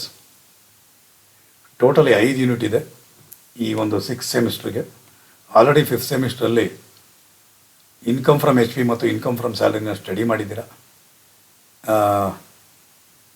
ಈ ಒಂದು ಯೂನಿಟ್ 1 ಅಂತ ಈ ಸೆಮಿಸ್ಟ್ರಲ್ಲಿ ಏನಿದೆಯೋ PGBP ಸ್ವಲ್ಪ ಲೆಂತಿ ಚಾಪ್ಟರ್. ಅದರಲ್ಲಿ ಬಿಸ್ನೆಸ್ ಅನ್ನೋದನ್ನು ಟ್ರೀಟ್ ಮಾಡಿದ್ದೀವಿ. ಪ್ರೊಫೆಷನ್ ಅನ್ನೋದರಲ್ಲಿ ಲಾಯರ್ ಮಾತ್ರ 2 ಪಾರ್ಟ್ ಮಾಡಿ, ಆ 2ನೇ ಪಾರ್ಟಲ್ಲಿ ಏನೇನು ಅಡ್ಜಸ್ಟ್ಮೆಂಟ್ ಬರಬೇಕಾಗಿದೆಯೋ ಮತ್ತು ಎಕ್ಸ್ಪ್ಲನೇಷನ್ ಏನು ಮಾಡಬೇಕಾಗಿದೆಯೋ ಒಂದು ವಿಡಿಯೋನಲ್ಲಿ ಎಕ್ಸ್ಪ್ಲನೇಷನ್ ಲೆಕ್ಚರ್ ಕೊಟ್ಟಿದ್ದೀನಿ. 2ನೇ ವಿಡಿಯೋದಲ್ಲಿ ಒಂದು ಪ್ರಾಬ್ಲಮ್ನ ಫುಲ್ ಅಡ್ಜಸ್ಟ್ಮೆಂಟ್ಸ್ ಇರುವಂಥ ಪ್ರಾಬ್ಲಮ್ನ ಸಾಲ್ವ್ ಮಾಡಿದ್ದೀನಿ ಅಂದ್ಕೊಂಡಿದ್ದೀನಿ. ಇವೆರಡನ್ನು ನೋಡಿ. ಅಕಸ್ಮಾತ್ ಏನಾದರೂ ಡಾಕ್ಟರ್ ಮತ್ತು ಚಾರ್ಟರ್ಡ್ ಅಕೌಂಟೆಂಟ್ನ ವಿಡಿಯೋ ನಿಮಗೆ ಮಾಡಬೇಕು ಅಂತಂದರೆ, ಚಾರ್ಟರ್ಡ್ ಅಕೌಂಟೆಂಟ್ ಮತ್ತು ಮೆಡಿಕಲ್ ಪ್ರಾಕ್ಟೀಷನರ್ ಅಂದರೆ ಡಾಕ್ಟರ್, ಇವೆರಡರ ಬಗ್ಗೆ ವಿಡಿಯೋ ಮಾಡಬೇಕು ಅಂದರೆ ಕಾಮೆಂಟ್ ಬಾಕ್ಸಲ್ಲಿ ಹಾಕಿ. ಡೆಫಿನೆಟಾಗಿ ಇವೆರಡರ ಬಗ್ಗೆ ಮಾಡ್ತೀನಿ ಕೂಡ. ಕ್ಯಾಪಿಟಲ್ ಗೇನ್ಸ್ ಅನ್ನೋದ್ರ ಬಗ್ಗೆ ಆಲ್ರೆಡಿ ಒಂದು ವಿಡಿಯೋ ಮಾಡಿದ್ದೀನಿ. ಈಗ ಮಾಡ್ತಾ ಇರೋದು income from other sources. Income from other ಸೋರ್ಸಸ್ಸಲ್ಲಿ ಇನ್ಕಮ್ ಅಂತ ಹೇಳಿದ್ದಾನೆ. ಈ ಇನ್ಕಮ್ ಅನ್ನೋದರಲ್ಲಿ ಯಾವ ಇನ್ಕಮ್ ಚಾರ್ಜಬಲ್ ಆಗುತ್ತೆ ಅಂತ ಹೇಳಿದೆ ಸೆಕ್ಷನ್ 56. ಈ 56ನಲ್ಲಿ ಮೊದಲನೇ ಪಾರ್ಟ್ ಇರೋದು 56 ಸಬ್ಸೆಕ್ಷನ್ 1, ಇನ್ನೊಂದಿದೆ 56 ಸಬ್ಸೆಕ್ಷನ್ 2. ಇದು ಜನರಲ್ ಇನ್ಕಮ್, ಇದು ಸ್ಪೆಸಿಫಿಕ್ ಇನ್ಕಮ್. ಈ ಸ್ಪೆಸಿಫಿಕ್ ಇನ್ಕಮ್ಸಲ್ಲಿ ಗಿಫ್ಟ್ ಟ್ಯಾಕ್ಸ್ ಅಂತ, ಗಿಫ್ಟ್ಸ್ ಅಂತ 3ನೇ ಐಟಮ್ ಬರುತ್ತೆ. ಇಲ್ಲೆಲ್ಲೂ ಗಿಫ್ಟ್ ಅಂತ ಹೇಳಿಲ್ಲ. ನೀವು 2 ವಿಡಿಯೋ ಮಾಡಿದ್ದೀರಾ. ಅನ್ನೋದು ಮಕ್ಕಳ ಇದಾಗಿರೋದು. ಕೆಲವು ಸ್ಟೂಡೆಂಟ್ಸ್ದು. ಇಲ್ಲಿ ಬೇರೆ ಇನ್ಕಮ್ಗಳ ಬಗ್ಗೆ ಯಾವ ಇನ್ಕಮ್ ಹೇಳಿಲ್ಲ, ಇಲ್ಲಿ ಟೋಟಲ್ ಆಗಿ ಇನ್ಕಮ್ಸ್ ಅಂತ ಸ್ಪೆಸಿಫೈ ಮಾಡಿದ್ದಾರೆ. ಹಾಗಾದರೆ ಎಲ್ಲ ಇನ್ಕಮ್ ಬಗ್ಗೆನೂ ಹೇಳಬೇಕಾಗಿತ್ತು, ಲಿಸ್ಟಾಗಿ ಬರುವಾಗೆಲ್ಲ ಹೇಳ್ತಾ ಇದ್ದೆ. ಅದ್ರ ಜೊತೆಗೆ ಗಿಫ್ಟ್ ಅನ್ನೋದನ್ನು ಹೇಳಿದೆ. ಫಸ್ಟ್ ವಿಡಿಯೋ ನೀವು ಕರೆಕ್ಟಾಗಿ ಅಬ್ಸರ್ವ್ ಮಾಡಿ ನೋಡಿ. ಗಿಫ್ಟ್ ಅನ್ನೋದರಲ್ಲಿ gift is chargeable to tax if if a gift is not exceed ಅಥವಾ does not exceed 50,000, then all of such amount is exempted. If a gift amount is exceeds 50,000, then fully taxable. That is received in cash. ಜೊತೆಗೆ if the gift is received from relatives is exempted. Gift ಬಗ್ಗೆ 2 sentence ಹೇಳಿದ್ರೆ ಮುಗಿದೋಯ್ತು. Cash gift 50,000ಕ್ಕಿಂತ ಜಾಸ್ತಿ ಇತ್ತು ಅಂದರೆ fully taxable. Gift ರಿಲೇಟಿವ್ಸಿಂದ ಏನಾದ್ರು receive ಮಾಡಿದ್ರೆ fully taxable. ಇಷ್ಟೇ. ಅಕಸ್ಮಾತ್ ಏನಾದ್ರು ಕೈಂಡಲ್ಲಿ ಬಂದರೆ ಇದು ನಿಮಗೆ ಡೌಟ್ ಬರುತ್ತೆ. ನಾರ್ಮಲ್ ಆಗಿ ನಾನು ಕಾಲೇಜಲ್ಲಿ ಟೀಚ್ ಮಾಡುವಾಗ ಇಷ್ಟು ವರ್ಷಗಳಿಂದ ಮಕ್ಕಳಿಗೆ ಡೌಟ್ ಬರಬಾರ್ದು, ಡೌಟ್ ಬರದ ಹಾಗೆ ಪಾಠ ಮಾಡೋದು ನನ್ನ ಉದ್ದೇಶ. ಇಷ್ಟು ವರ್ಷದಿಂದನೂ ಅಷ್ಟೇ. ಗಿಫ್ಟ್ ಅಂತ ಹೇಳಿದ್ರೆ ಇಷ್ಟು ಸಂಪೂರ್ಣವಾಗಿ ತಿಳ್ಕೊಂಡಿರ್ಬೇಕು. ನೀವು ತಿಳ್ಕೊಂಡಿರಲೇಬೇಕಾಗಿರುತ್ತೆ. ಸಿಲೆಬಸ್ಸಲ್ಲಿ ಇಲ್ಲಿ ನಿಮ್ಗೆ ಕಾಣಿಸ್ದೇ ಇರ್ಬೋದು, ಆದರೆ ಸೆಕ್ಷನ್ ಸಿನಲ್ಲಿ ಪ್ರೀವಿಯಸ್ ಇಯರ್ ಕ್ವಶನ್ ಪೇಪರನ್ನು ನೋಡಿ. Immovable properties, 2003 I think so. Immovable property ಒಂದು ಐಟಮ್ ಕೊಡ್ತಾನೆ ಅಂತ ಅಂದ್ಕೊಳ್ಳಿ, ಕ್ವಶನ್ ಪೇಪರಲ್ಲಿ ಕೊಟ್ಟಿರ್ತಾರೆ ಅಂತ ಅಂದ್ಕೊಳ್ಳಿ. ಇಮ್ಮೂವಬಲ್ ಪ್ರಾಪರ್ಟಿ ಗಿಫ್ಟ್ ಪಡೆದಿದ್ದಾಗ ಹೇಗೆ ಟ್ರೀಟ್ ಮಾಡ್ತೀರಾ? 14 ಮಾರ್ಕ್ಸಲ್ಲಿ ಒಂದು ಅಡ್ಜಸ್ಟ್ಮೆಂಟ್ ನಿಮಗೆ ಹೋಯಿತು ಅಂತಂದರೆ ಅಲ್ಲಿ 1 ಮಾರ್ಕ್ ಹೋಯ್ತು. ಟೋಟಲ್ ಮಾಡಿದ್ರೆ ಆ ಟೋಟಲ್ ತಪ್ಪಾಗಿದ್ರೆ ಅಲ್ಲೊಂದು ಮಾರ್ಕ್ ಹೋಯ್ತು. ಡಿಡಕ್ಷನ್ ಕ್ಲೈಮ್ ಮಾಡಿ taxable income from other sources ತಪ್ಪಾಯಿತು ಅಂದರೆ ಅಲ್ಲೊಂದು ಮಾರ್ಕ್ ಹೋಯ್ತು. ಹಾಗಾದರೆ ಟೋಟಲ್ ನಿಮಗೆ ಒಂದು ಐಟಮ್ ನಿಮ್ಗೆ ತಪ್ಪಾಗಿದ್ದರೆ 3 ಮಾರ್ಕ್ಸ್ ಹೋಗುತ್ತೆ. ಬಿಕಾಸ್ ಆಫ್ ದಿಸ್ ಗಿಫ್ಟ್ ಹೋಗಿದೆ ಕೂಡ, ಮಕ್ಕಳಿಗೆ ಹೋಗಿದೆ. ಅದು ನನ್ನ ತಪ್ಪಾಗಿದ್ದಾಗ. ಆ ವರ್ಷದಿಂದ ಈ ವರ್ಷದವರೆಗೂ ಗಿಫ್ಟ್ನ ಕೂಲಂಕುಷವಾಗಿ ಫುಲ್ ಪರ್ಫೆಕ್ಟಾಗಿ ಈಗ ಏನು ಹೇಳ್ಕೊಟ್ಟಿದ್ದೀನೋ ಆ ರೀತಿ ಆ ವರ್ಷ ಏನೇನು ಅಮೆಂಡ್ಮೆಂಟ್ ಆಗಿರುತ್ತೋ ಅಮೆಂಡ್ಮೆಂಟ್ ಆಗಿರೋದನ್ನು ಅಪ್ಡೇಟ್ ಮಾಡಿಕೊಂಡು ಪ್ರತಿಯೊಂದು ಹೇಳ್ಕೊಳ್ತಾನೆ ಬಂದಿರೋವಂಥ. ನೀವು ಗಿಫ್ಟ್ ಅಂತ ನೋಡಿದ್ದೆ, ಟ್ಯಾಕ್ಸೇಷನ್ ಆಫ್ ಗಿಫ್ಟ್ ಅಂತ ನೋಡಿದ್ರೆ ಗೂಗಲ್ ಸರ್ಚ್ ಮಾಡ್ಕೊಂಡು ಹೋಗಿ ಸ್ಟೂಡೆಂಟ್, ಅಲ್ಲಿ ಹೇಳ್ತಾ ಹೋಗಿರ್ತಾರೆ. ಅಲ್ಲಿ ಲಿಸ್ಟೇ ಬಂದ್ಬಿಟ್ಟಿರ್ತದೆ. In cash, immovable property, immovable property, with consideration, without consideration, inadequate consideration, ಟ್ರೀಟ್ಮೆಂಟ್ಗಳು ಕೊಟ್ಕೊಂಡು ಹೋಗಿರ್ತಾರೆ. ಅಂಥ ಸಂದರ್ಭದಲ್ಲಿ ಮತ್ತೆ ನೀವು ಪ್ರಶ್ನೆ ಕೇಳಿ ಅದನ್ನು ಉತ್ತರ ಕೊಡೋ ಅವಕಾಶ ನಿಮಗೆ ಕೊಡಬಾರ್ದು ಅಂತ ಹೇಳ್ಬಿಟ್ಟಿದೆ. ಸೊ ಪ್ರಾಬ್ಲಮ್ಗಳನ್ನೂ ಮಾಡಿಸಿದ್ದೀನಿ, ಇದೂ ಮಾಡಿಸಿದ್ದೀನಿ. ನಿಮ್ಮ ಹೈಯರ್ ಎಜುಕೇಷನ್ಗೂ ಕೂಡ ಇದು ಹೆಲ್ಪ್ಫುಲ್ ಆಗುತ್ತೆ ಅಂತ ಅಂದುಕೊಂಡಿದ್ದೀನಿ. ಸಿಲೆಬಸ್ ಇಷ್ಟೇ ಇರೋದು. ಇದರಲ್ಲಿ ಇನ್ಕಮ್ಸ್ ಹೇಳಿದ್ದೀನಿ, ಟೋಟಲ್ ಕಂಪ್ಲೀಟ್ ಆಗಿದೆ. ಅದರಲ್ಲಿ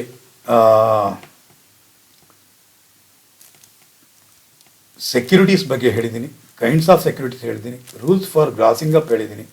ಇನ್ನು ಉಳಿದಿರುವಂತಹದ್ದು ex interest, cum interest, bond washing transactions. ಇಷ್ಟಾದಮೇಲೆ ಪ್ರಾಬ್ಲಮ್ಸ್ ಮಾಡಿಸ್ಬೇಕಾಗಿರುತ್ತೆ. ನಿಮ್ಗೆ ಅರ್ಥ ಆಯಿತು ಅನಿಸುತ್ತೆ. ಕೊನೆದಾಗ ಒಂದು ವಿಚಾರ ಹೇಳ್ಬಿಡ್ತೀನಿ. ಒಬ್ಬ ತಾಯಿ, ಅಥವಾ ನಿಮ್ಮ ತಾಯಿನೇ ಅಂತ ಅಂದ್ಕೊಳ್ಳಿ, ಅಥವಾ ನಮ್ಮ ತಾಯಿನೇ ಅಂದ್ಕೊಳ್ಳಿ, ತನ್ನ ಮಕ್ಕಳಿಗೆ ಅಡುಗೆ ಬಡಿಸಿ ಒಂದು ವಿಚಾರ ಕೊನೆದಾಗ ಹೇಳಕ್ಕೆ ಇಷ್ಟಪಡ್ತೀನಿ. ಒಬ್ಬ ತಾಯಿ ತನ್ನ ಮಕ್ಕಳಿಗೆ ಒಳ್ಳೆ ಅಡುಗೆ ಮಾಡಬೇಕು ಮತ್ತು ಬಡಿಸ್ಬೇಕು ಅಂತ ಇಷ್ಟಪಡ್ತಾಳೆ. ಸಂಪೂರ್ಣವಾದಂಥ ಅಡುಗೆ ಮಾಡೋಕ್ಕೆ ಇಷ್ಟಪಡ್ತಾಳೆ. ಅದೇ ರೀತಿಯಲ್ಲಿ ಒಬ್ಬ ಗುರುವಾಗಿ ನನಗೆ ಗೊತ್ತಿರುವಂತಹದ್ದು ನಿಮ್ಮ ಮುಂದೆ ಒಳ್ಳೆ ರೀತಿಯಲ್ಲಿ ನಿಮ್ಗೆ ಅರ್ಥ ಆಗೋ ರೀತಿಯಲ್ಲಿ ಹಂಚ್ಕೊಂಡಿದ್ದೀನಿ. ಅರ್ಥ ಮಾಡ್ಕೊಂಡಿದ್ದೀರಾ ಅಂದ್ಕೊಂಡಿದ್ದೀನಿ. ಸೊ ಅಕಸ್ಮಾತ್ ಅಷ್ಟೊಂದು ಎಕ್ಸ್ಪ್ಲನೇಷನ್ ಬೇಡ ಅಂದರೂ ಕೂಡ ಒಂದಲ್ಲ ಎರಡು ಸಲ ಆ ವಿಡಿಯೋನ ನೋಡಿ ತಲೆ ಒಳಗಡೆ ಎಲ್ಲೋ ಇರುತ್ತೆ. ಅಕಸ್ಮಾತ್ ಎಕ್ಸಾಮಿನೇಷನ್ಗೆ ಬಂದೇ ಬರುತ್ತೆ ಅಂತ ನಾನು ಎಲ್ಲೂ ಹೇಳಿಲ್ಲ, ಯಾವುದನ್ನೂ ಹೇಳ್ತಿಲ್ಲ. ಬರಬಹುದು, ಅಮೆಂಡ್ಮೆಂಟ್ ಆಗಿದೆ, ಬರಬಹುದು. ತಲೆ ಒಳಗಡೆ ಇಟ್ಕೊಂಡಿರೋದು ಎಲ್ಲೂ ಹೋಗಲ್ಲ. ಇನ್ನು ಸೆಪ್ಟೆಂಬರ್ ತಿಂಗಳಲ್ಲಿ ನಿಮ್ಮ ಎಕ್ಸಾಮಿನೇಷನ್ ಮುಗಿದ ಮೇಲೆ ಗ್ರ್ಯಾಜುಯೇಟ್ ಆಗಿರ್ತೀರ. ಸೊ ನೀವು ಹೈಯರ್ ಸ್ಟಡೀಸ್ಗೆ ಹೋದಾಗ ಅಲ್ಲೂ ಕೂಡ DT ಆ್ಯಂಡ್ IDT ಇದ್ದೇ ಇರುತ್ತೆ, ಡೈರೆಕ್ಟ್ ಟ್ಯಾಕ್ಸ್ ಮತ್ತು ಇಂಡೈರೆಕ್ಟ್ ಟ್ಯಾಕ್ಸ್ ಇದ್ದೇ ಇರುತ್ತೆ. ಆಗ ಅಲ್ಲಿ ಸ್ಟ್ಯಾಂಡರ್ಡ್ ಪಾಠ ಮಾಡುವಾಗ ನೀವು ಅದಕ್ಕೆ ಅನುಗುಣವಾಗಿ ಆ ಪ್ರಾವಿಷನ್ಸ್ ಎಲ್ಲ ನನಗೂ ಗೊತ್ತಿದೆ ಅಂದಾಗ ನೀವು ಆನ್ಸರ್ ಮಾಡುವಾಗ ಈ ಪಾಯಿಂಟ್ಸ್ ಎಲ್ಲ ನಿಮಗೆ ಜ್ಞಾಪಕ ಬಂದಾಗ ಆಗ ನನ್ನನ್ನು ಜ್ಞಾಪಿಸ್ಕೊತೀರ. ಓಕೆ ಸ್ಟೂಡೆಂಟ್ಸ್, ನಿಮಗೆ ಅರ್ಥ ಆಯಿತು ಅಂತ ಅಂದ್ಕೊಂಡೆ. ಸೊ ಸಿಲೆಬಸ್ ನಿಮ್ದಿರೋದು ಇಷ್ಟನ್ನು ಮಾಡಿಕೊಡ್ಬೇಕು ಅನ್ನೋ ಪ್ರಯತ್ನ ನಂದಿದೆ. ಸೊ ನೆಕ್ಸ್ಟ್ ಮುಂದಿನ ಎಪಿಸೋಡ್ನಲ್ಲಿ ಅಂದರೆ ನೆಕ್ಸ್ಟ್ ವಿಡಿಯೋನಲ್ಲಿ ಈ ಇಂಟ್ರೆಸ್ಟ್ ಆನ್ ಸೆಕ್ಯೂರಿಟೀಸ್ನ ಪ್ರಾಬ್ಲಮ್ಸ್ ಮಾತ್ರ ತೊಗೊಂಬರ್ತೀನಿ. ಮ್ಯಾಕ್ಸಿಮಮ್ ಟು ಮ್ಯಾಕ್ಸಿಮಮ್ ಅಡ್ಜಸ್ಟ್ಮೆಂಟ್ನ ತಗೊಂಡು ನಿಮ್ಮ ಮುಂದೆ ಬರ್ತೀನಿ. ಮ್ಯಾಕ್ಸಿಮಮ್ ಟು ಮ್ಯಾಕ್ಸಿಮಮ್ ಲೆಂತಿ ಪ್ರಾಬ್ಲಮ್ನ ನಿಮಗೆ ಸಾಲ್ವ್ ಮಾಡಿಕೊಡ್ತೀನಿ. ಈ ವಿಡಿಯೋ ನಿಮಗೆ ಇಷ್ಟ ಆಯಿತು ಅಂದರೆ ಶೇರ್ ಮಾಡಿ, ಕಾಮೆಂಟ್ ಮಾಡಿ, ಮತ್ತು ಇನ್ನೂ ನೀವು ನನ್ನ ಚಾನಲ್ಗೆ ಸಬ್ಸ್ಕ್ರೈಬ್ ಆಗಿಲ್ಲ ಅಂದರೆ please subscribe and also share to your friends. Okay, bye students.